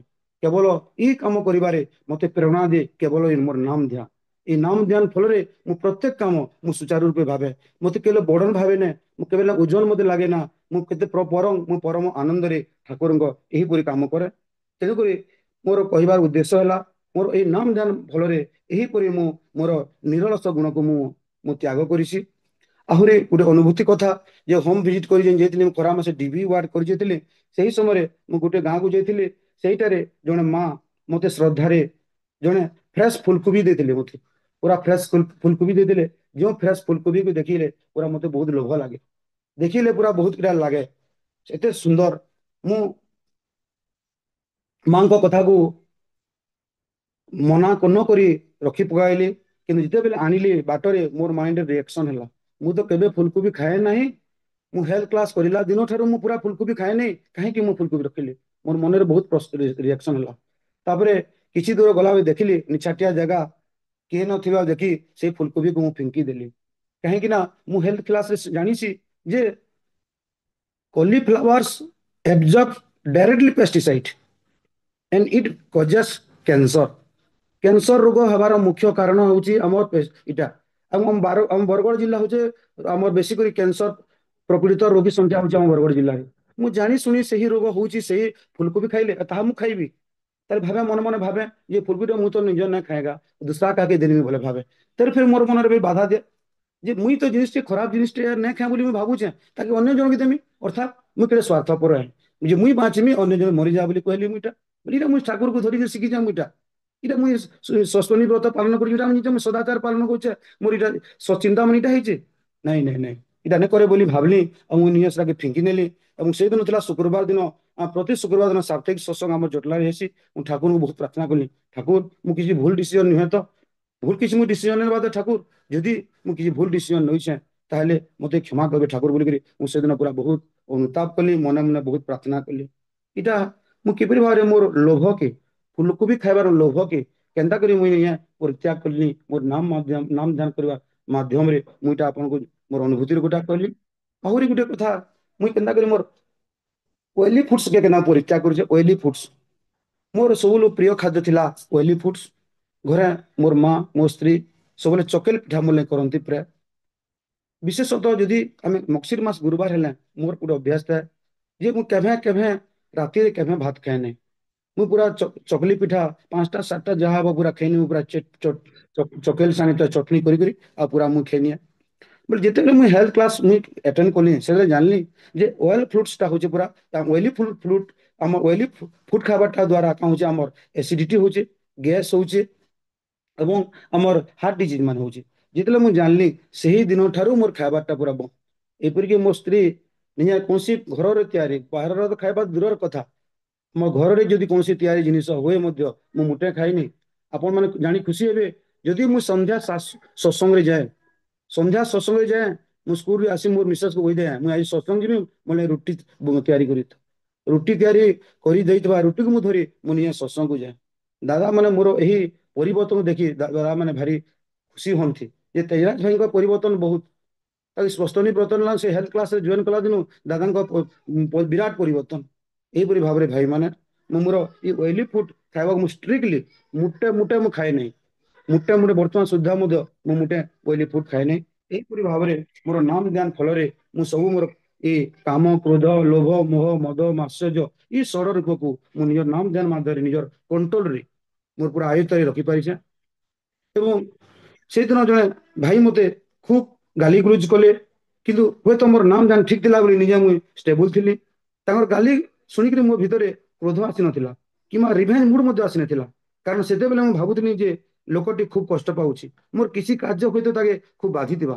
ତେଣୁ ସେତେବେଳେ ତା ପ୍ରତି ମୋ ମନରେ ଗୋଟେ ସଦୟ ଭାବ ଆସିଥିଲା ଯେ ତେଣୁ ମୁଁ ତାଙ୍କୁ ରାଗି ପାରିଲିନି। ଏଇଟା ସମ୍ଭବ ହେଲା କେବଳ ନାମ ଧ୍ୟାନ ପାଇଁ। ଏବେ ନାମ ଧ୍ୟାନ କିପରି ଆମ ଜୀବନର ପ୍ରଭୃତିକୁ ନିୟନ୍ତ୍ରଣ କରଛି, କରବାର ଲାଗି ସାହାଯ୍ୟ କରୁଛି, ସେ ବିଷୟରେ ନେଇ କିଛି ମୁଇଁ କହୁଛେ। ଯେ ଧରାଯାଉ ମୋ ଜଣେ ଭାଇଙ୍କ ସହିତ ସକାଳୁ ମତାନ୍ତର ହେଲା, ସେତେବେଳେ ମୁଁ ସନ୍ଧ୍ୟାରେ କେନ୍ତା କଲି ଗାଁରେ ବସୁଛେ, ସେତେବେଳେ ସେଇ ଚିନ୍ତା ମୋର ମନକେ ବ୍ୟସ୍ତ ବିବ୍ରତ କରି ତୁଲୁଛି ଯେ ମୁଁ ଶାନ୍ତିରେ ଧ୍ୟାନ କରି ନ ପାରବା। ଧ୍ୟାନରେ ଭାବୁଛେ ଯେ ଠାକୁର ତ କହିଛନ୍ ଯେ କାହା ସହିତ ମନମାଳିନ୍ୟ ହେଲେ କାହା ଆମ ଡାଲା ପଠାବାକେ, ତେବେ ମୁଁ କଣ କରିବି? ତା ପାଖକୁ ଡାଲା ପଠେଇବି ନା ନିଜର ଅହଂକୁ ନିଜର ଭିତରେ ସାଇତି ରଖିକିରି ସେଇ ଚିନ୍ତାକେ ଆମେ ଇଗ୍ନୋର କରିବି। ଯଦି ପ୍ରକୃତିରେ ମୋ ଧ୍ୟାନ ଉଠାଏ ତେବେ ସେଠାରୁ ଉଠି ଯାଇକରି ତାକୁ ମୁଁ ଫୋନ କରିମି, ତାଙ୍କ ସହିତ ବାର୍ତ୍ତାଳାପ କରିମି। ଆଉ ଯଦି ସେ ପାଖରେ ରହିଥାନ୍ତେ ତେବେ ଚକୋଲେଟ ଦେଇକରି ଦୁଇଟା ତାଙ୍କ ପିଲାଙ୍କୁ ଦେଇକରି ତାଙ୍କ ଘରକୁ ଯାଇପାରିବି। ଏତିକି କରି ସାରିଲା ପରେ ମୋ ମନରେ ପୁଣି ଧ୍ୟାନ ଠିକ ସେ ପୁରା ବସିପାରିମି। ତେଣୁ ଯେ ଜିନିଷଟା ମନକେ ଅସ୍ଥିର କରୁଛେ ତା ନିରାକରଣ ପାଇଁ ଠାକୁର ଉପାୟ କହିଛନ୍ତି। ମୁଁ କେତେ ଦୂର କରିପାରୁଛେ ତାହା ହିଁ ହେଲା। ତେଣୁ ମୋର ନାମ ଧ୍ୟାନ ର ପରିମାପ ଏବଂ ମୁଁ ନାମ ଧ୍ୟାନ 15 ମିନିଟ୍ କରେ ବା 45 ମିନିଟ୍ କରେ, ସେଥିରେ କିଛି ନାହିଁ। ନାମ ଧ୍ୟାନ କରିବାର ସହିତ ନାମ ଧ୍ୟାନରେ ଆସୁଥିବା ଚିନ୍ତା ଗୁଡ଼ିକୁ ବାସ୍ତବ ରୂପେ ଦେଇପାରୁଛେ ତ, ଠାକୁର ମତେ କହିଛନ୍ତି ବୋଲିକରି ଅନୁଭବ କରିପାରୁଛେ ତ, ତେବେ ଯାଇକରି ମୋର ନାମ ଧ୍ୟାନ ସାର୍ଥକ ହେବ। ନହେଲେ ଏମିତି ଆମେ ନାମ ଧ୍ୟାନ କରୁଥିବା କିନ୍ତୁ ତାହା ଆମର ଚରିତ୍ରକେ ନେଇ ଛୁଇଁପାରେ। ଦୀକ୍ଷାର ସବୁଠାରୁ ମୌଳିକ ଜିନିଷ ହେଉଛି ନାମ ଧ୍ୟାନ। ଜଣେ ଓଡ଼ିଆ ବର୍ଣ୍ଣବୋଧ ନେ ସାରିକରି ଓଡ଼ିଆ ରଚନା ଲେଖିବାକେ ଯିବା ବା ସାହିତ୍ୟ ବହି ପଢ଼ବାକେ ଯିବା, ତେବେ ସେ ସେମିତି ହାବୁଡାବୁ ହେଇକରି ହେବା। ଏବଂ ଠିକ ସେମିତି ଯଦି ଜଣେ ନାମ ଧ୍ୟାନ ନ କରେ ବା ଠିକ ନିୟମିତ ଧ୍ୟାନ ନ କରେ, ତେବେ ସେ ଠାକୁରଙ୍କ କୌଣସି କଥା ମଧ୍ୟ ସେ ମାନିପାରିବେ ନାହିଁ। ତା ଦ୍ୱାରା ଠାକୁର କୌଣସି କାର୍ଯ୍ୟ ହେବା ଅସମ୍ଭବ। କାରଣ ନାମ ଧ୍ୟାନ ନ କରିବା ହେତୁ ତା ପ୍ରଭୃତି ଗୁଡ଼ିକ ତାର ନିୟନ୍ତ୍ରଣରେ ରହେ। ତେଣୁ ସେ ଯେତେ ବଡ଼ ବଡ଼ କଥା ଚାହେଁ କହିଲେ ମଧ୍ୟ କେତେବେଳେ କୋଉ ପ୍ରଭୃତିର ଫାନ୍ଦରେ ପଡ଼ିକରି ଭୁଲ ଭାଲ କାମ କରବା ତା ଠିକଣା ନାହିଁ। ପ୍ରତ୍ୟେକ ଜିନିଷ ଯଦି ଆମର କଣ୍ଟିନ୍ୟୁଟି ରହିବା ବେଲେ ତେବେ ସେଥିରେ ଫଳ ନ ମିଳେ। ଥରେ ଆଚାର୍ଯ୍ୟ ଦେବ ମଧ୍ୟ କହୁଥିଲେ ଜଣେ ଦୋକାନୀ ଯଦି ତାର ଦୋକାନକେ ମଝିରେ ମଝିରେ ବନ୍ଦ କରିନେବା ବେଲେ ତେବେ ତାର ଦୋକାନ ଚାଲୁ ନ ରହେ, ବନ୍ଦ ହେଇଯିବ। ଜଣେ ଡାକ୍ତର ଯଦି ତାର କ୍ଲିନିକ ପ୍ରତିଦିନ ନେ ଖୋଲିବା ବେଲେ ତାର କ୍ଲିନିକ ରୋଗୀମାନେ ନିୟମିତ ନେ ଆସନ୍। ସେହିପରି ଆମେମାନେ ଯଦି ପ୍ରତିଦିନ ନାମ ଧ୍ୟାନର ନେ ବସମା ତେବେ ଆମର ବୃତ୍ତି ଉପରେ ନିୟନ୍ତ୍ରଣ ନେ ରହେ, ତାହା କମ ହେଇପାରେ ବା ବେଶୀ ହେଇପାରେ। କେବଳ ନାମ ଧ୍ୟାନ ଦ୍ୱାରା ହିଁ ପ୍ରଭୃତି ଉପରେ ବିଜୟ ପାଇବାଟା ସମ୍ଭବ। ଏଣୁ ଏହି ଗୁରୁର ମୁଖ୍ୟ ଉଦ୍ଦେଶ୍ୟ ହେଉଛି ସମସ୍ତଙ୍କୁ ନାମ ଧ୍ୟାନରେ ବସାଇବା। ତେଣୁ ଏହିପରି ଯଦି ଆମେ କିଛି ଲୋକଙ୍କୁ ତିଆରି କରିପାରିଲୁ ତେବେ ଅସମ୍ଭବ ମଧ୍ୟ ସମ୍ଭବ ହୋଇପାରିବା। ଏ ମଣିଷ ଯେତେବେଳେ ବୁଝିପାରବା ଯେ କେବଳ ନାମ ଧ୍ୟାନ ହିଁ ତାକୁ ସବୁ ଅବସ୍ଥାରୁ ନିୟନ୍ତ୍ରଣ କରିପାରିବା, ଶକ୍ତି ଯୋଗାଇ ପାରିବା, ସେତେବେଳେ ସେ ଏହି ନାମ ଧ୍ୟାନ ନ୍ୟାୟ କରିବାର ସହିତ ଅନ୍ୟକୁ ମଧ୍ୟ କରିପାରିବା। କାରଣ ଯାହା ମଣିଷ ପକ୍ଷରେ ମଙ୍ଗଳପ୍ରଦ ତାହା ଡେରିଲେ ହେଲେ ମଧ୍ୟ ସମସ୍ତେ ଦିନେ ନା ଦିନେ ନିଶ୍ଚୟ ସେମାନେ ବୁଝିପାରିବେ। ଏବଂ ଆମର ପ୍ରଭୃତି ଗୁଡ଼ିକ ମଧ୍ୟ ରିପୁ ଗୁଡ଼ିକ ମଧ୍ୟ ଯେତେବେଳେ ଇଷ୍ଟ ସ୍ୱାର୍ଥ ପ୍ରତିଷ୍ଠାରେ ନିୟୋଜିତ ହେବା ସେତେବେଳେ ଆଉ ତାହା ରିପୁ ହୋଇନ ରହେ, ଶତ୍ରୁ ପୁଣି ମିତ୍ର ହୋଇ ଆସି ରିପୁ ଗୁଡ଼ିକ ଇଷ୍ଟ ସ୍ୱାର୍ଥ ପ୍ରତିଷ୍ଠାପନ୍ନ ହୋଇକରି ଚକବା। ଏବଂ ଆମେମାନେ ଆପଣମାନେ ଜାଣିକରି ଆହୁରି ମଧ୍ୟ ଖୁସି ହେଇଯିବେ ଯେ ବଡ଼ଦେବା ଯେତେବେଳେ ସଶରୀର ଥିଲେ ଏହି ସମୟରେ ଆମ ଇଷ୍ଟ ପରିବାର ସବୁବେଳେ ଭିଲେରେ ଯାସନ୍ ଏବଂ ଭିଲେଇ ଯାଆନ୍ତି। ଏବଂ ସେହି ଭିଲେଇ ଯାଉଥିବା ରାସ୍ତାରେ ଆମ ସହେଲା ବ୍ଲକ ରାସ୍ତା ପଡ଼େ ଏବଂ ସେ ସହେଲା ବ୍ଲକରେ ଆମ ବଡ଼ଦେବା 1977 ମସିହାରେ ଓହ୍ଲେଇଥିଲେ। ଆମ ସହେଲା ବ୍ଲକର ଗୁରୁ ଭାଇମାନଙ୍କର ପରମ ସୌଭାଗ୍ୟ ଯେ ତାଙ୍କର ପାଇଁ ଗୋଟେ ମନ୍ଦିର ତିଆରି ହେବା ପାଇଁ ଗତ କିଛି ଦିନ ହେଲା ଆମ 12 ଜଣିଆ ଟିମ୍ ଆମ ସହେଲା ବ୍ଲକରୁ ଦେଓଘର ଆଶ୍ରମ ଯାଇଥିଲେ। ଏବଂ ଖୁସିରେ ଆଚାର୍ଯ୍ୟ ଦେବ ସମସ୍ତେ ପୁରା ଆଶୀର୍ବାଦ ଦେଇଛନ୍ତି ଯେ ସେଠାରେ ଗୋଟେ ମନ୍ଦିର ହେବା ପାଇଁ। ତେଣୁକରି ଆମେ ସହେଲା ଭାଇର ଗୁରୁ ଭାଇମାନେ ସମସ୍ତେ ମିଶି କିପରି ଭାବରେ ପ୍ରଭୁଙ୍କର ଗୋଟେ ମନ୍ଦିର ତିଆରି ହେବ ପାଇଁ ତାକୁ ଜମି କିଣିବା ପାଇଁ ଆମେ ସମସ୍ତେ ନିଜ ଅର୍ଘ୍ୟ ଦେଇ ଏବଂ ନିଜ ଅର୍ଘ୍ୟ କଲେକ୍ସନ କରି ଯାଉଛୁ। ତେଣୁ ଆପଣମାନେ ଜାଣି ଆହୁରି ମଧ୍ୟ ଖୁସି ହେବେ ଯେ ଯେଉଁ ମୁଇଁ ପୋଷଣ ଦେଉଛି ସେ ପୋଷଣ ଦେଉଥିବା କେତେଜଣ ମା ମାନେ ମଧ୍ୟ ଦାଦାମାନେ ମଧ୍ୟ ପ୍ରତିଦିନ ସେମାନେ କେନ୍ତା କରସନ୍ ସକାଳେ ସନ୍ଧ୍ୟାରେ 40 ମିନିଟ୍ 30 ମିନିଟ୍ ଲେଖାଏଁ ସେମାନେ ପ୍ରତ୍ୟହ ନାମ ଧ୍ୟାନ କରିକି ମୋତେ ଡାଟା ଦଉଛନ୍। ଏଇ ମୋର ପରମ ସୌଭାଗ୍ୟ ଯେ ସେମାନଙ୍କର ମୁଇଁ ପୁରା ପ୍ରତିଦିନ ମୁଇଁ ଡାଟା ପଠଉଛେ। ଆମ କେତେ ଜଣ ମା ମାନେ ଅଛନ୍ ଗଲା ଶ୍ରାବଣ ପରିକ୍ରମା ମାନେ ପ୍ରତିଦିନ ୱିଦାଉଟ୍ ଏନି ବ୍ରେକ୍ ପ୍ରତିଦିନ ଗାଁ ଗାଁ ଯାଇକରି ପୁରା ମା ମାନେ ହେଇକରି ଭାବୁନ୍ ମା ମାନଙ୍କର କେତେ କବାର କମ ଥିସି ନିଜେ ନିଜେ ଘର ପରିବାର ରୋଷେଇ କାମ ପାଠ ପଢିବା ଛୁଆ ପିଲାର ଯତ୍ନ ନେବା ଏ ସବୁ କରିବା ସତ୍ତ୍ୱେ ମଧ୍ୟ ଗାଁ ଗାଁ ବୁଲି ସେମାନେ ପୁରା ବଡ ମାଙ୍କର ବାର୍ତ୍ତା ଆମ ଏ ଶ୍ରାବଣ ପରିକ୍ରମାର ଉଦ୍ଦେଶ୍ୟ ଏ ମାତୃ ସମ୍ମିଳନୀ କହିଛନ୍ତି। ଗାଁକେ ଯାଇ ଆମର ପରମ ସୌଭାଗ୍ୟ ଯେଉଁ ଦିନ ସେମାନେ ଯେଉଁ ଗାଁକୁ ଯାଆନ୍ତି ସେହିଠାରେ ପାଇଥିବା ପ୍ରଣାମୀ ମୋତେ ପଠେଇବାର ଦାୟିତ୍ୱ ଦେଇଥାନ୍ତି। ମୁଁ ଆମ ସହଲା ବ୍ଲକରେ ଆମ ଉଗ୍ରସେନ ବାରିକ ଦାଦା ରୀତିଙ୍କ ନାମରେ ଗୋଟେ ଅଛି ଫ୍ୟାମିଲି କୋଡ୍ ଏବଂ ସେହିଠାରେ ଆମ ସହଲା ବ୍ଲକ ଯାହା ବି ପ୍ରଣାମୀ ହୁଏ ଆମେ ପ୍ରଣାମୀ ପଠାଉ ତାଙ୍କର ଫ୍ୟାମିଲି କୋଡରେ ପଠାଉ। ଏବଂ ମୋର ପରମ ସୌଭାଗ୍ୟ ମୁଁ ପ୍ରତିଦିନ ସେହି ମାନେ ମୋତେ ଦେଇଥିବା ସେମାନେ ଉଦ୍ୟୋକ୍ତାଙ୍କର ନାମ ଏବଂ ପରିମାଣଟା ମନିକେ ଫୋନ ପେ ଆମାଉଣ୍ଟଟା କରନ୍ତି ପ୍ରତିଦିନ ଏବଂ ପ୍ରତିଦିନ ମୁଁ ପୁରା ସେମାନଙ୍କର ସେଇ ପ୍ରଣାମୀ ପଇସାକୁ ମୁଁ ପଠେ। ଏହିପରି ଭାବରେ ମୋର ଏଇ ନାମ ଧ୍ୟାନ କରିବା ଫଳରେ ମୋର ସବୁ ପ୍ରଭୃତିକୁ ମୁଁ ଆୟତ୍ତ କରି ମୁଁ ପ୍ରଭୁଙ୍କର ଏହି ସବୁ କାର୍ଯ୍ୟ ଗୁଡ଼ିକ ସୁଚାରୁ ରୂପେ ମୁଁ କରିପାରୁଛି। ମୋର କୌଣସି ଅସୁବିଧା ଲାଗୁନି, ମତେ କୋଉଠି ବର୍ଡନ ଲାଗୁନି, ଓଜନ ଲାଗୁନି, ମୁଁ ମତେ ଭାରି କାମ ପଡିଯାଉଛି ମତେ ଲାଗୁନାହିଁ। ମୁଁ ମତେ ବହୁତ ଆନନ୍ଦ ଲାଗୁଛି। ତେଣୁକରି ପୁଣି ଏହି ଗ୍ରୁପ ବାବଦରେ ମୁଁ କିଛି କହିବି ଯେ ଭାଇ 2 ଏହି ମିନିଟରେ ଗ୍ରୁପ ସାରନ୍ତୁ। ହଉଛି ଆମର ଗୋଟେ ହଁ ଦାଦା ସରୁଛି ଦାଦା ସରୁଛି। ଏହି ଗ୍ରୁପ ଗୋଟେ ଡିସିପ୍ଲିନ ଗ୍ରୁପ ଏବଂ ଏହି ଗ୍ରୁପରେ ମୋର ପରମ ସୌଭାଗ୍ୟ ଜଏନ କରବାରଟା ମୁଁ ବହୁତ କିଛି ଶିଖିଛେ। ଇନ ଗୋଟେ ଶିଖବାରଟେ କି ଆମେ ଯେହେତୁ ସ୍ୱସ୍ଥନୀ ବ୍ରତ ଗ୍ରହଣ କରିଛୁ, ଆମେ କିପରି ଭାବରେ ଆମେ ଆମେ ନିରୋଗ ରହମା ଏବଂ ଆମେ ତ ନନଭେଜ ଜିନିଷ ନା ଖାଇବା ଏବଂ କିପରି ଭାବରେ ନନଭେଜ ଜିନିଷ ଆମେ ଖାଇବା ବୋଲେ ତାର ଯେନ୍ ଡେଫିସିଏନ୍ସି ହେତା ଆମେ ଉଦ୍ଭିଦ ଜାତୀୟ ଖାଦ୍ୟରୁ ଆମେ କେନ୍ତାକେ ପିଇ ପାରମା ଏବଂ ଆମ ଶରୀରକେ ଆମେ ନିରୋଗ ରଖିପାରମା ଏବଂ ନିରୋଗ ରହିଲେ ତ ଆମେ ଆମେ ସୁସ୍ଥ ସବଳ ରହିଲେ ତ ଆମେ ଇଷ୍ଟ କାମ କରମା। କାରଣ ଏ healthy mind ରିସାଇଡ୍ in the healthy body. ସୁସ୍ଥ ସୁସ୍ଥ ମନ ଯେଉଁଠି, ସୁସ୍ଥ ଶରୀର ଯେଉଁଠି, ସୁସ୍ଥ ମନ ସେଇଠି। ତେଣୁକରି ଏଇ ଆମର ଏଇ ଗ୍ରୁପର ମୁଖ୍ୟ ଉଦ୍ଦେଶ୍ୟ ଏଇଟା। ତେଣୁକରି ଆମେମାନେ ଭାବୁନ୍ ଯେ ଆମେ କେଡ଼େ ମହାନ ତାକରି ବେଲେ ଆମେ ଭାବୁନ୍ ଯେ ବଡ଼ଦାଦାଙ୍କର ଗୋଟେ କଥା ମୋର ମନେ ପଡେ ଯେ ଜୀବ ଅନେକ ସାଧନା କରିଥିଲେ ସେ ମଣିଷ ଜନ୍ମ ପାଇଥାଏ। ତାରୁ ଅଧିକ ସାଧନା ଥିଲେ ସେ ମଣିଷ ଗୁରୁ ଗ୍ରହଣ କରିଥାଏ। ତାଠାରୁ ଅଧିକ ସାଧନା କରିଥିଲେ ସେ ମଣିଷ ପୁରୁଷୋତ୍ତମକୁ ଗ୍ରହଣ କରିଥାଏ। ତଦ୍ବଦରୁ ଅଧିକ ସାଧନା କରିଥିଲେ ସେ ପୁରୁଷୋତ୍ତମକୁ ଯଜ୍ଞ କରି ନିଜକୁ ନିୟୋଜିତ କରିଥାଏ। ତେଣୁ ଭାବୁନ୍ ଆମେ କେଡ଼େ ଭାଗ୍ୟବାନ ଯେ ଆମେ ମାନେ ସମସ୍ତେ ଆମେ ପୁରୁଷୋତ୍ତମକୁ ଗ୍ରହଣ କରିଛୁ ଏବଂ ତାଙ୍କ ଯଜ୍ଞ କାର୍ଯ୍ୟରେ ଆମେ ସମସ୍ତେ ସାମିଲ ହୋଇଛୁ।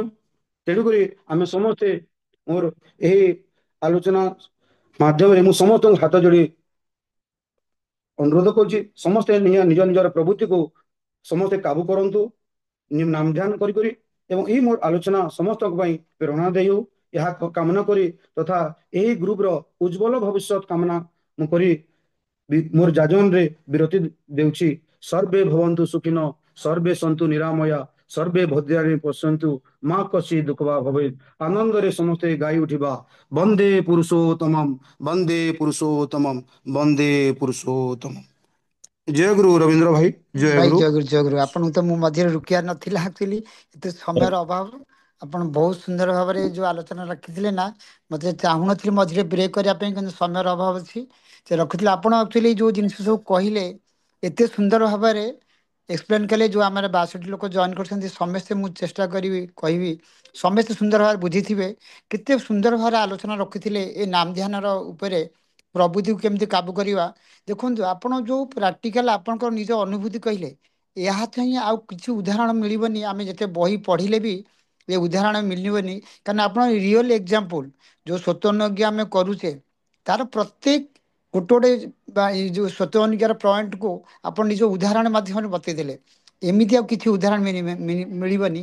ତେଣୁ ସେଥିପାଇଁ ଏଇ ଯୋଉ ଜିନିଷ ଆପଣ କହିଲେ, ଏଇଟା ଯେତେ ଜଣ ଜଏନ୍ କରିଛନ୍ତି ମୁଁ ସମସ୍ତଙ୍କୁ ରିକ୍ୱେଷ୍ଟ କରିବି ଟିକେ ଭଲ କି ଚେଷ୍ଟା କରିବେ ଯାହା ଦାଦା କହିଲେ, କାରଣ ନିଜର ଅନୁଭୂତିରେ କହିଲେ। କାହିଁକିନା ମୁଁ ଯେବେ ଗ୍ରୁପରେ ଆମର ଯୋଉ ସ୍ୱସ୍ତିନ ବ୍ରତଙ୍କ ପାଇଁ ଯୋଉ ଗ୍ରୁପ ପାଳିଆଙ୍କ ଯୋଉ ଜଏନ୍ କରିଛି, ମୁଁ ଗୋଟେ ଜିନିଷ ଦେଖିଲି, ନାମ ଧ୍ୟାନ ଯୋଉ ସବୁଠାରୁ ଦାଦା ତେଜରା ଭାଇ ଏତେ ସୁନ୍ଦର ନାମ ଧ୍ୟାନ କରୁଛନ୍ତି, କାରଣ ମୁଁ ସେତିକି ଜିନିଷ ପହଞ୍ଚି ପାରୁନି। କାରଣ ଆମ ଏ ସମୟରେ ଏତେ କରିପାରିବା, ପ୍ଲସ୍ ଆମର ଯୋଉ ଗ୍ରୁପରେ ଅଛି ଯୋଉ ହେଲ୍ଥ ସିଟ୍ କଥା କହୁଥିଲେ ଦାଦା, ଆମର ଭିଟାମିନ୍ ଅଛି, ମିନେରାଲ ଅଛି, ଆଇ କେୟାର ଅଛି, ଫୁଡ ହିଟ୍ ଯୋଉ କୋଉଟା ଖାଇବ କୋଉଟା ଖାଇବନି, ବ୍ରେଥିଂ ଏକ୍ସରସାଇଜ, ଏ ଜିନିଷ ରିଅଲ କାମ କରୁଛନ୍ତି ସେ, କାହିଁକିନା ସେଇଟା ଦେଖେଇ ଦଉଛନ୍ତି କରିକି। ଏଇ ଗ୍ରୁପର ଯୋଉ ଜଏନ୍ କରିବା ମୁଖ୍ୟ ଉଦ୍ଦେଶ୍ୟ ଯୋଉ ଅଛି ଆମର ସ୍ୱାସ୍ଥ୍ୟ ପାଇଁ, ତେଣୁ ସ୍ୱାସ୍ଥ୍ୟ ହିଁ ସମ୍ପଦ, ଯଦି ସ୍ୱାସ୍ଥ୍ୟ ନଥିବ କିଛି ହବନି। ସେଥିପାଇଁ ଏ ଯୋଉ ସ୍ୱାସ୍ଥ୍ୟ ବିଷୟରେ ଦାଦା କହିଲେ, ପ୍ରାକ୍ଟିକାଲ କହିଲେ, ମୋର ବେଳେବେଳେ ଲେଟ୍ ହଉଛି, ମୁଁ ଏବେ ବି ଅଫିସରେ ଅଛି, ପହଞ୍ଚିଲା ପରେ ବି ସେ ଦାଦା ଦେଖନ୍ତୁ ସକାଳୁ ଉଠିବା ଗୋଟେ ଜିନିଷ କେତେ ସୁନ୍ଦର କହିଲେ, କେତେ କମ ସମୟରେ କାମ କରୁଛନ୍ତି, ଠାକୁରଙ୍କ କାମ କରୁଛନ୍ତି।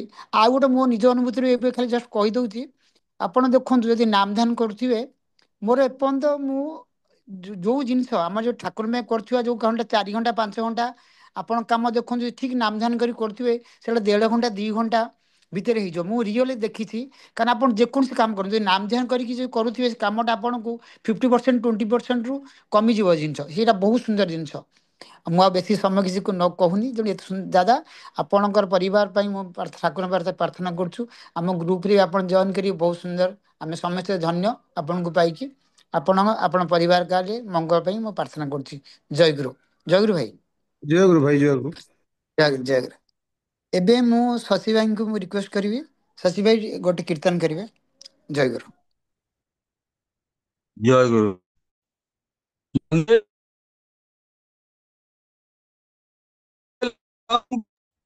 ଭାଇ ଆପଣ ଭଏସ ଟା ବ୍ରେକ୍ ହଉଛି।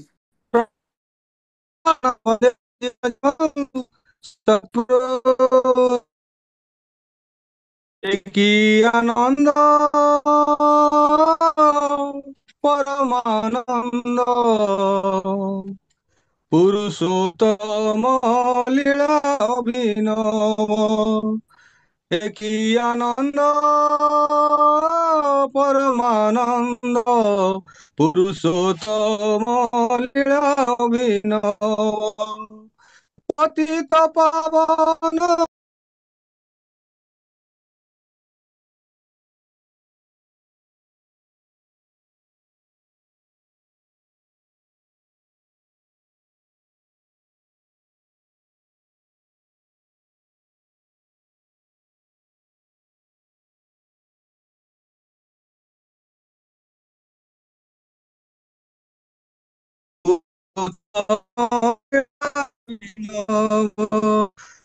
কি আনন্দ পরমানন্দ পুরুষোত্তম লীলা অভিনব বেনিনয়ନ ରେ ବହି ଯାଉଛି ରେ ମିଳନ ଆକୁଳ ଆନନ୍ଦ ଅଶ୍ରୁରେ ବେନିନୟନ ରେ ବହି ଯାଉଛି ରେ ମିଳନ ଆକୁଳ ଆନନ୍ଦ ଅଶ୍ରୁରେ ଭକ୍ତ ଭଗବାନ ଅପୂର୍ବ ମିଳନ ଭକ୍ତ ଭଗବାନ ଅପୂର୍ବ ମିଳନ ବୃନ୍ଦାବନେ ବଂଶୀ ରାଧାରେ ଡାକିବ ବୃନ୍ଦାବନେ ବଂଶୀ ରାଧାରେ ଡାକିବ ওই কি আনন্দ পরমানন্দ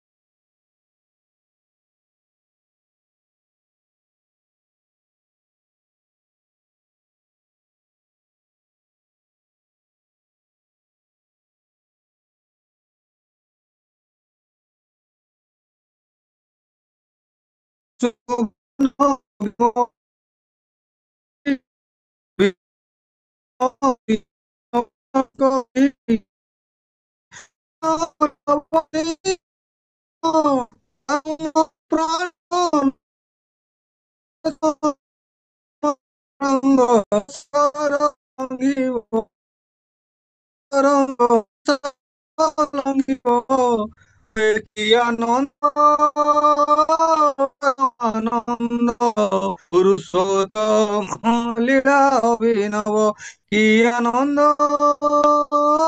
পরমানন্দ পুরুষোত্তম লীলা অভিনব গাও হে দয়াল দয়া হৃদ খোলি দুঃখ বেদনা দূরে যাও চালি গাও রে দয়াল দয়ালু নকলি দুঃখ বেদনা দূরে যাও চালি পরম পিতারে ডাকো প্রাণ ভরে বিশ্ব পিতারে ডাকো প্রাণ ভরে পরম পিতারে ডাকো প্রাণ ভরে বিশ্ব পিতা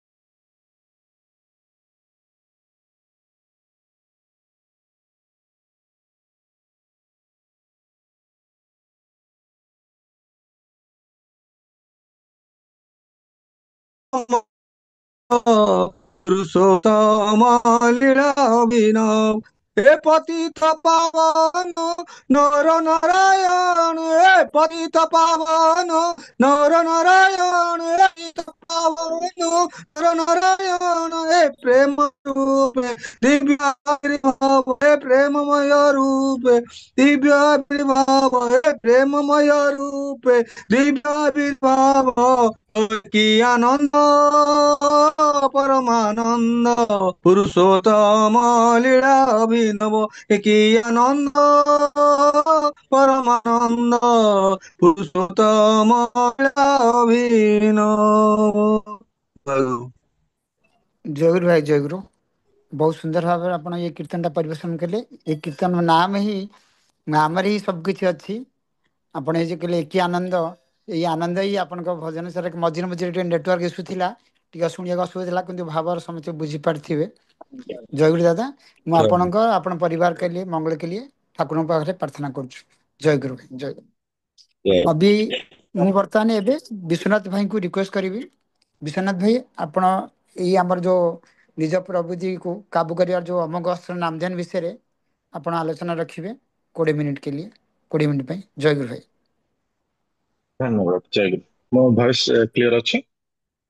हाँ भाई क्लियर ଅଛି, क्लियर ଅଛି। ओके। परम ब्रह्म श्री श्री ठाकुर, परमाराध्य जगत जननी श्री श्री बड़मा, परम पूज्यपाद श्री श्री बड़दा, परम पूज्यपाद श्री श्री आचार्य देवଙ୍କର ଚରଣରେ ମୋର କୋଟି କୋଟି ପ୍ରଣାମ। ଇଷ୍ଟ ପରିବାର ସମସ୍ତଙ୍କ ଚରଣରେ ମୋର ପ୍ରଣାମ। ଆଜିର ସାନ୍ଧ୍ୟ ଅନଲାଇନ ସତ୍ସଙ୍ଗରେ ଉପସ୍ଥିତ ଥିବା ସମସ୍ତ ଗୁରୁ ଭାଇ ମା ମାନଙ୍କୁ ମୋର ଆନ୍ତରିକ ରାହ ଜୟ ଗୁରୁ ନିବେଦନ କରେ। ବହୁତ ସୁନ୍ଦର ଭାବରେ ଭଜନ କୀର୍ତ୍ତନ ଏବଂ ତେଜରାଜ ଭାଇଙ୍କର ହୃଦୟସ୍ପର୍ଶୀ ଜାଗରଣ ଥିଲା। ଆମେ ସମସ୍ତେ ଆଜି ଏଇ ସତ୍ସଙ୍ଗରେ ବହୁତ କିଛି ଜିନିଷ ଶୁଣିଲେ ଏବଂ ଶିଖିଲେ। ଏବଂ ମତେ ଯୋଉ ଦାୟିତ୍ୱ ଆଜି ଦିଆଯାଇଛି ଏଇ ଟପିକ ଉପରେ କିଛି କହିବା ଲାଗି, ସେଥିପାଇଁ ମୁଁ ସମସ୍ତଙ୍କୁ ଧନ୍ୟବାଦ କହୁଛି। ମୁଁ ତିନୋଟି ଜିନିଷ ଉପରେ କହିବି। ଆଜିର ଯୋଉ ଟପିକ ଅଛି ଯେ ନିଜ ପ୍ରବୃତ୍ତିକୁ କାବୁ କରିବାର ଅମୁକ ଅସ୍ତ୍ର ନାମଧ୍ୟାନ, ଯେ ଠାକୁର ଏଇ ପ୍ରବୃତ୍ତି ତାର ସମାଧାନ ବିଷୟରେ କଣ କହିଛନ୍ତି ଏବଂ ମୁଁ ତାହା କରିକି ମୋ ଜୀବନରେ କଣ ପାଇଛି, ମୋର ଏକ୍ସପିରିଏନ୍ସ ଅନୁଭୂତି କହିବି ଏବଂ ଆପଣମାନେ କେମିତି କରିପାରିବେ। ବହୁତ ସ୍ୱଳ୍ପ ସମୟ ଆମ ପାଖରେ ଅଛି, ସେଇ ସମୟ ଭିତରେ ମୁଁ ଆକୁ ଶେଷ କରିବି। ଶ୍ରୀ ଶ୍ରୀ ଠାକୁର କହିଲେ, ପରମ ପିତା ତ ଦୟା କରିବା ପାଇଁ ବ୍ୟସ୍ତ, ତୁମର କର୍ମ ଭିତରେ ଦେଇ ତାଙ୍କୁ ସେହି ସୁଯୋଗ ଟିକେ ଦିଅ, ସୂତ୍ର ଟିକେ ଦିଅ, ଯାହା ଦ୍ୱାରା ସେ ମନ ଖୁସି କରିପାରନ୍ତି ତୁମ ପାଇଁ। ଆପଣମାନେ ଅନୁଭବ କରିପାରୁଥିବେ କେତେ ସୁନ୍ଦର ଜିନିଷ ଠାକୁର ଆମକୁ କହିଛନ୍ତି। ଆମ କର୍ମ ଭିତରେ ଦେଇ ଯଦି ତାଙ୍କୁ ସେଇ ଟିକେ ସୁଯୋଗ ଦବା, ତାହେଲେ ପରମ ପିତା ଆମ ଉପରେ ଦୟା କରିବା ଲାଗି ବ୍ୟସ୍ତ ଅଛନ୍ତି। ମଣିଷର ପ୍ରବୃତ୍ତି ଅଭିଭୂତି ନେଇ ଜନ୍ମଗ୍ରହଣ କରିଥାଏ, ମାନେ ମା ପେଟରୁ ଏଇ ପ୍ରବୃତ୍ତିକୁ ନେଇକି ସେ ଆସିଥାଏ। କାଳକ୍ରମେ ସେ ପ୍ରବୃତ୍ତି ମାଧ୍ୟମରେ ନିଜର ଜୀବନକୁ ଚାହେଁ ସୁଖମୟ କରିବାକୁ, କିନ୍ତୁ ସେଗୁଡ଼ିକୁ ଠିକ ଭାବରେ ପରିଚାଳିତ ନ କରି ପ୍ରବୃତ୍ତି ଦ୍ୱାରା ପରିଚାଳିତ ହୋଇଯାଇଥାଏ, ଯାହାକି ପରବର୍ତ୍ତୀ ସମୟରେ ସେଇ ମଣିଷ ପାଇଁ ଦୁଃଖ କଷ୍ଟର କାରଣ ପାଲଟିଯାଏ। ତାହେଲେ ପ୍ରବୃତ୍ତି କଣ? ପ୍ରବୃତ୍ତି ହେଉଛି ଆମେ ଯାହା ଜାଣିଛେ କାମ, କ୍ରୋଧ, ମୋହ, ଲୋଭ, ମଦ, ମାଶ୍ଚର୍ଯ୍ୟ, ଯାହାକୁ ଷଡ ରିପୁ ବୋଲି କହୁଛନ୍ତି। ଟିକେ ପୂର୍ବରୁ ତେଜରାଜ ଭାଇ ଆଲୋଚନା କରୁଥିଲେ। ତାହେଲେ ଆମର କର୍ତ୍ତବ୍ୟ କଣ? ଆମର କର୍ତ୍ତବ୍ୟ ହେଲା ପ୍ରବୃତ୍ତିକୁ ଏପରି ଭାବରେ ବ୍ୟବହାର କରିବା ଯାହା କୌଣସି କ୍ଷତିକର ଅବସ୍ଥା ଆଣି ନଦିଏ। ଏହା ଦୁଇ ଉପାୟରେ ହୋଇପାରିବ ଠାକୁର କହୁଛନ୍ତି। ପ୍ରଥମ ଉପାୟ ହେଉଛି ଯେ ସେ ପ୍ରବୃତ୍ତିକୁ ଗୁରୁ ସେବାରେ ଲଗାଇଦେବା ଏବଂ ତାହାର କୁପ୍ରଭାବକୁ ନିୟନ୍ତ୍ରଣରେ ଆଣିପାରିବ। ଦ୍ୱିତୀୟଟି ହେଲା ତାହା ଉପରେ ଗୋଟେ ନିରାଶୀ ନିର୍ମମ ଭାବ ପୋଷଣ କରିବା। ଯଦି ସେମାନେ ଇଷ୍ଟ କାର୍ଯ୍ୟରେ ସହଯୋଗ କରନ୍ତି ତାହେଲେ ଠିକ, ନଚେତ ତାଙ୍କୁ ଦୂରରେ ରଖିବା। ତାହେଲେ ମନରେ ଗୋଟେ ପ୍ରଶ୍ନ ଆସେ, ପ୍ରବୃତ୍ତିକୁ ଆମେ କେମିତି ଚିହ୍ନିବା, କେମିତି ଆମ ଭିତରେ ସେ କାର୍ଯ୍ୟ କରୁತ್ತೆ, ଆମେ କିପରି ଭାବରେ ଜାଣିପାରିବା? ଆପଣମାନେ ଅନୁଭବ କରୁଥିବେ ଯେ ଜାଣିଥିବେ ଯେ ପ୍ରବୃତ୍ତି ଦ୍ୱାରା ପ୍ରଭାବିତ ହେଲା ପରେ ମଣିଷ ଭଲ ମନ୍ଦ କଣ ସେ ବୁଝିପାରେ ନା କି ଚିହ୍ନି ପାରେ ନା, ଏବଂ ସେ ଯାହା କରେ ଯାହା କୁହେ ସେ ଭାବେ ଏହା ହିଁ ଠିକ ଆଉ ଏହାକୁ ସମସ୍ତେ ମାନିନେବା ଉଚିତ, ଏହିପରି ତାର ଧାରଣା ମଧ୍ୟ ଆସେ। ତାର ଜାଣିବାଟା ଯେ ପ୍ରବୃତ୍ତି ପରାୟଣତାର ପ୍ରତିଫଳନ, ସେ କଥା ସେ ଜାଣିପାରେ। ଏ ବିଷୟରେ ଶ୍ରୀ ଶ୍ରୀ ଠାକୁର କହିଛନ୍ତି, ଯେଉଁ ଭାବରେ କହିଛି ଯଦି ସେଇ ଭାବରେ ଯଦି ଚଳ, ଦେଖିବ ତୁମ୍ଭମାନଙ୍କ ଦ୍ୱାରା କେତେ ଲୋକ ଉପକୃତ ହେବେ। ତୁମ୍ଭମାନଙ୍କର ଚଳନ ଓ କରଣ ମୋ କଥା ପରି ହେବା ଦରକାର ଏବଂ ଚରିତ୍ର ଗଠନ ପ୍ରତି ଅତ୍ୟନ୍ତ ସାବଧାନ ରହିବା ଦରକାର। ନିଜର କୌଣସି ଦୋଷକୁ ନିଜ ଭିତରେ ପୋଷି ରଖ ନାହିଁ। ଯଦି ଏପରି କୌଣସି ପ୍ରବୃତ୍ତି ଥାଏ ଯେଉଁଠି ଇଷ୍ଟ ସ୍ୱାର୍ଥ ପ୍ରତିଷ୍ଠାରେ ବ୍ୟାଘାତ ସୃଷ୍ଟି କରେ, ତୁରନ୍ତ ତାକୁ ଉପେକ୍ଷା କର। ଆଉ ଗୋଟେ କଥା କହିଲେ କଣ ନା, ନାମଧ୍ୟାନ ମାଧ୍ୟମରେ ନିଷ୍ଠା ସହକାରେ କରିବା ଦ୍ୱାରା ଦେଖିବ ମନର ଗଭୀରତାରେ ଲୁଚି ରହିଥିବା କାମନା, ବାସନା ଇତ୍ୟାଦି ପ୍ରବୃତ୍ତି ସହଜ ଭାବରେ ତାକୁ ଧରି ଇଷ୍ଟ ସେବାରେ ଅନୁକୂଳ କରିପକାଅ। ତେଣୁ ଆମକୁ କଣ କରିବା ଦରକାର? ନିଷ୍ଠା ସହକାରେ ନାମଧ୍ୟାନ କରି ନିଜର ଆତ୍ମବିଶ୍ଳେଷଣ କରିବା ଦ୍ୱାରା ସହଜରେ ପ୍ରବୃତ୍ତିକୁ ଚିହ୍ନି ହୋଇଥାଏ ଏବଂ ତାକୁ ଇଷ୍ଟ ସେବାରେ ଲଗାଇ ତାର ଯୋଉ କୁଫଳକୁ ସୁଫଳରେ ପରିବର୍ତ୍ତନ କରାଯାଇପାରେ।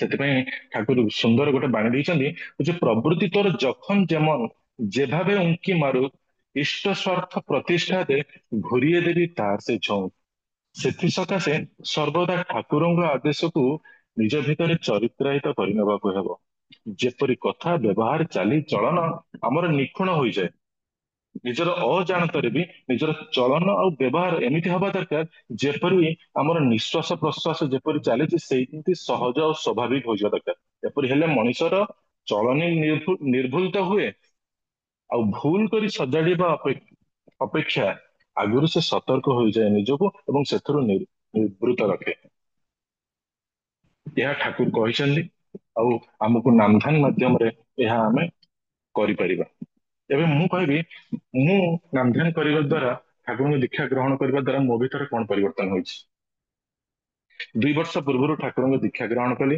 ଏବଂ ତାର 1 ମାସ ଭିତରେ ମୁଁ ସ୍ୱସ୍ତିନୀ ବ୍ରତ ଗ୍ରହଣ କଲି ତା ପୂର୍ବରୁ ଆମର ପରିବାର ଯୋଉ ଥିଲା ବ୍ରାହ୍ମଣ ପରିବାରରେ ଆମର ଇଷ୍ଟ ଦେବୀ ହେଉଛନ୍ତି ଦକ୍ଷିଣେଶ୍ୱରୀ କାଳୀ ଘରେ ଆଇଁଷ ପୂଜା ହୁଏ ମୁଁ ବହୁତ ପିଲାଦିନୁ ଦେଖେ କିନ୍ତୁ ବାପା ଯେବେଠାରୁ ଗାୟତ୍ରୀ ଦୀକ୍ଷା ଗ୍ରହଣ କଲେ ସେବେଠାରୁ ଆମ ଘରେ ଆଇଁଷ ପଶିନି ହଁ ଆମେ ପିଆଜ ରସୁଣ ଖାଉଥିଲୁ କିନ୍ତୁ ମୋ ବିବାହର ପରେ ପରେ ପିଆଜ ରସୁଣ ବନ୍ଦ ହେଇଗଲା କାହିଁକି ନା ମୋ ସ୍ତ୍ରୀ ପିଲାବେଳୁ ସ୍ୱସ୍ତିନୀ ଦୀକ୍ଷା ଗ୍ରହଣ କରିଛନ୍ତି ଏବଂ ତାଙ୍କ ପରିବାର ସମସ୍ତେ ତେଣୁ ଆମ ଘରେ ପିଆଜ ରସୁଣ ବନ୍ଦ ହେଇଗଲା ଯେତେବେଳେ ମୁଁ କୋଉଠି ସତ୍ସଙ୍ଗ ହୁଏ ମନ୍ଦିର ହେଇଗଲା ମୁଁ ମୋ ସ୍ତ୍ରୀକୁ ନେଇକି ଯାଏ ସେଠିକି ଆଉ ଯେହେତୁ ନେଇକି ଯାଇଛି ସେଠି ବସେ କିଛି ଶୁଣି ଆସେ ଯାଜନ ଦେଖେ କେମିତି କୀର୍ତ୍ତନ ହଉଛି ଦେଖେ ମତେ ଭଲ ଲାଗେ କିନ୍ତୁ ଏଇ ଭଲ ଲାଗିବା ଭିତରେ ଦେଇକିରି ମୋ ମନ ଭିତରେ ବି ଗୋଟେ କ୍ୱେଶ୍ଚିନ୍ ଥାଏ ମୋ ଭିତରେ ବି ଗୋଟେ ଅନୁଭୂତି ଥାଏ ଯାହାକି ମତେ ଦୀକ୍ଷା ଗ୍ରହଣ କରିବାକୁ ଆଗକୁ ନିଏନି ଏବଂ ଯୋଉମାନଙ୍କୁ ମୁଁ ଦେଖେ ତାଙ୍କର କଥା ଏବଂ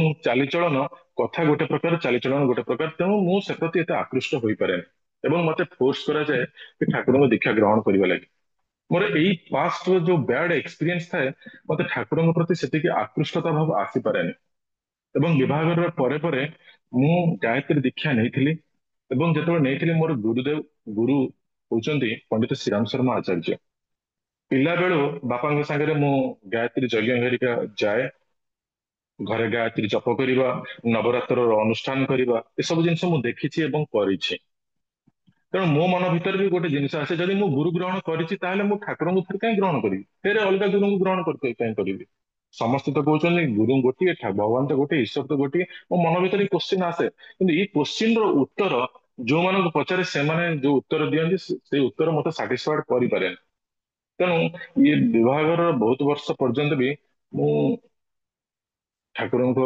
ସତ୍ସଙ୍ଗକୁ ଆଟେଣ୍ଡ କରି ମନ୍ଦିର ଯାଇକିରି ସୁଦ୍ଧା ବି ଦୀକ୍ଷା ଗ୍ରହଣ କରିପାରିନଥିଲି ସେଇ ସମୟରେ 2022 ସମୟରେ କୋଭିଡ ସମୟରେ ଏମିତି କିଛି ମୋର କାର୍ଯ୍ୟକ୍ଷେତ୍ରରେ ଘଟଣା ଘଟେ ଯୋଉ କ୍ଷେତ୍ର ପାଇଁ ମୁଁ ଚାକିରିରୁ ରିଜାଇନ ଦେଇଦେଇଥିଲି ଦେଇଦେଲା ପରେ କୋଭିଡର ଲକଡାଉନ ସାରା ଭାରତ ବର୍ଷ ବନ୍ଦ ଏବଂ ଯୋଉ ବିଜନେସ ମୁଁ ସେ ସମୟରେ ଷ୍ଟାର୍ଟ କରିଥିଲି ସେ ବିଜନେସ ବି କିଛି ସମୟ ପର୍ଯ୍ୟନ୍ତ ଚାଲିଲା ଏବଂ ତାପରେ କୋଭିଡ ସକାଶେ ତାର ବହୁତ ପ୍ରଭାବ ପଡି ବିଜନେସ ବନ୍ଦ ହେଇଗଲା ଏବଂ ଯୋଉ ଇନ୍ସୁରାନ୍ସ ସେକ୍ଟରରେ ଥିଲି ଧୀରେ ଧୀରେ ସେ ଇନ୍ସୁରାନ୍ସ ସେକ୍ଟରକୁ ଆଗକୁ ଚଲେଇବାକୁ ଚେଷ୍ଟା କଲି ଏବଂ ଧୀରେ ଧୀରେ ଚାଲିଲା କିନ୍ତୁ ମତେ ଯାହା ସୋର୍ସ ଅଫ ଇନକମ ଆସେ ସେ ବହୁତ ଏତେ ସଂକ୍ଷିପ୍ତ ରୁହେ କି ଯାହାକି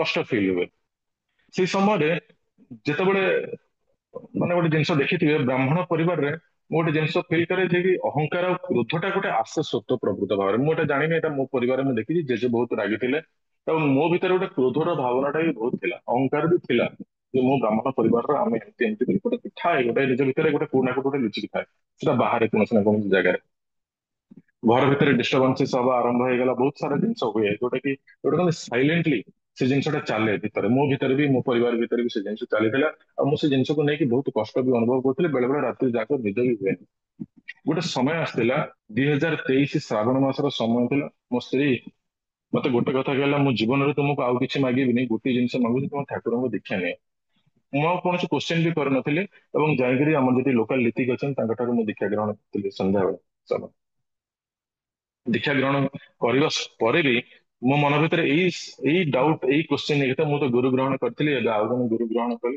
କଣ ଆଧରେ ଫରକ କଣ ଅଛି କଣ କରାଯିବ କେମିତି କରାଯିବ ଏଇ ଜିନିଷ ମାଇଣ୍ଡରେ ଥାଏ ମୁଁ ସଲ୍ୟୁସନ ପାଉନଥାଏ କିନ୍ତୁ ନେକ୍ସଟ ଡେ ଠୁ ମୁଁ ଡିପି ୱାର୍କରେ ଯିବା ଆରମ୍ଭ କରିଥିଲି। ତାଙ୍କ ସହିତ ମୁଁ ଯାଇଥିଲି, ସେ କେମିତି ଯାଜନ କରୁଛନ୍ତି ଏବଂ ମତେ ଦିଟି ବହି ଆଣିକି ଦେଇଥିଲେ, ମୁଁ ସେ ବହି ବି ପଢିଥିଲି।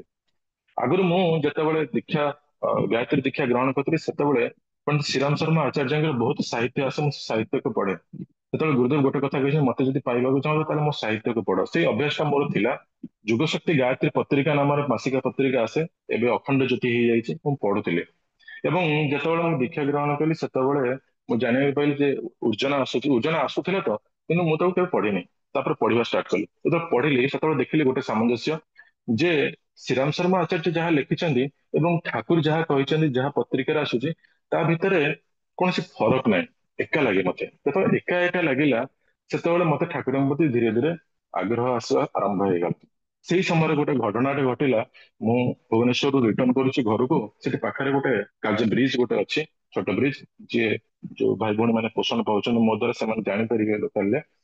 ମୁଁ 70-80 ସ୍ପିଡରେ ମୁଁ ବାଇକରେ ରିଟର୍ଣ କରୁଛି। ଏଇ ସମୟରେ ବାଁ ପଟେ ଛିଡା ହେଇଥିବା ଜଣେ ଲୋକ ବାଇକରେ ସେ କଣ କଲେ, ଡାହାଣ ପଟକୁ ସଡନ ବୁଲେଇ ଦେଲେ ଏବଂ ମୁଁ ଯୋଉ ସ୍ପିଡରେ ଯାଉଥିଲି ସେ ସ୍ପିଡରେ ମୁଁ ତାଙ୍କୁ ଗାଡି ପଛପଟୁ ବାଡେଇ ଦେଲି। ବାଡେଇ ଦେବା ଦ୍ୱାରା ମୁଁ ପଡିଗଲି। ସେମାନେ ଅବଶ୍ୟ ପଡିନାହାନ୍ତି, ଆଗକୁ ପଳେଇଗଲେ, ମୁଁ ପଡିଗଲି। ମୋଠୁ କିଛି ଡିଷ୍ଟାନ୍ସରେ, କମ ସେ କମ 3-4 ଫୁଟ ଡିଷ୍ଟାନ୍ସରେ ମୋ ଗାଡିଟା ପଡିଛି ଏବଂ ମୁଁ ପଡିଛି ରାସ୍ତା ଉପରେ। କିଛି ଲୋକ ଥିଲେ, ମତେ ଉଠେଇ ଦେଲେ, ଗାଡି ବି ଉଠେଇ ଦେଲେ।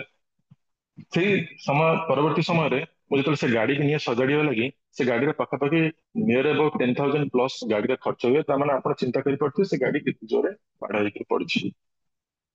ଏବଂ ଆପଣ ବିଶ୍ୱାସ କରିବେ ଯେ ମୋର ସେହି ସମୟରେ କୌଣସି ଗୋଟିଏ ସ୍କ୍ରାଚ ବି ଆସିନଥିଲା ମୋ ଦେହରେ, ନା ମୋ ପ୍ୟାଣ୍ଟରେ ଲାଗିଥିଲା ନା ମୋ ଦେହରେ ଲାଗିଥିଲା। ମୁଁ ପଡିଥିଲି ସତ, କିନ୍ତୁ ମୋ ଦେହରେ କୌଣସି ସ୍କ୍ରାଚ ଲାଗିନଥିଲା। ଏବଂ ସେଇ ସମୟରେ ଗାଡିରେ ଆସିବା ପୂର୍ବରୁ ଯେତେବେଳେ ଯାଜନ ହୁଏ, ସବୁ ସତ୍ସଙ୍ଗ ପରେ ପରେ ଯାଜନ ହୁଏ, ସେଇ ଜିନିଷ ଗୁଡାକ ମୋ ମାଇଣ୍ଡରେ ଚାଲିଥିଲା। ମୁଁ ସେଇ ସମୟରେ ନାମ କରି କରି ଠାକୁରଙ୍କର ଚାଲିଥାଏ ମନ ଭିତରେ, କୌଣସି ନା କୌଣସି ଏକୁଟିଆ ଏକାନ୍ତ ମନ ଭିତରେ ଚାଲୁଥିଲା, ମୁଁ ଯାଉଥିଲି।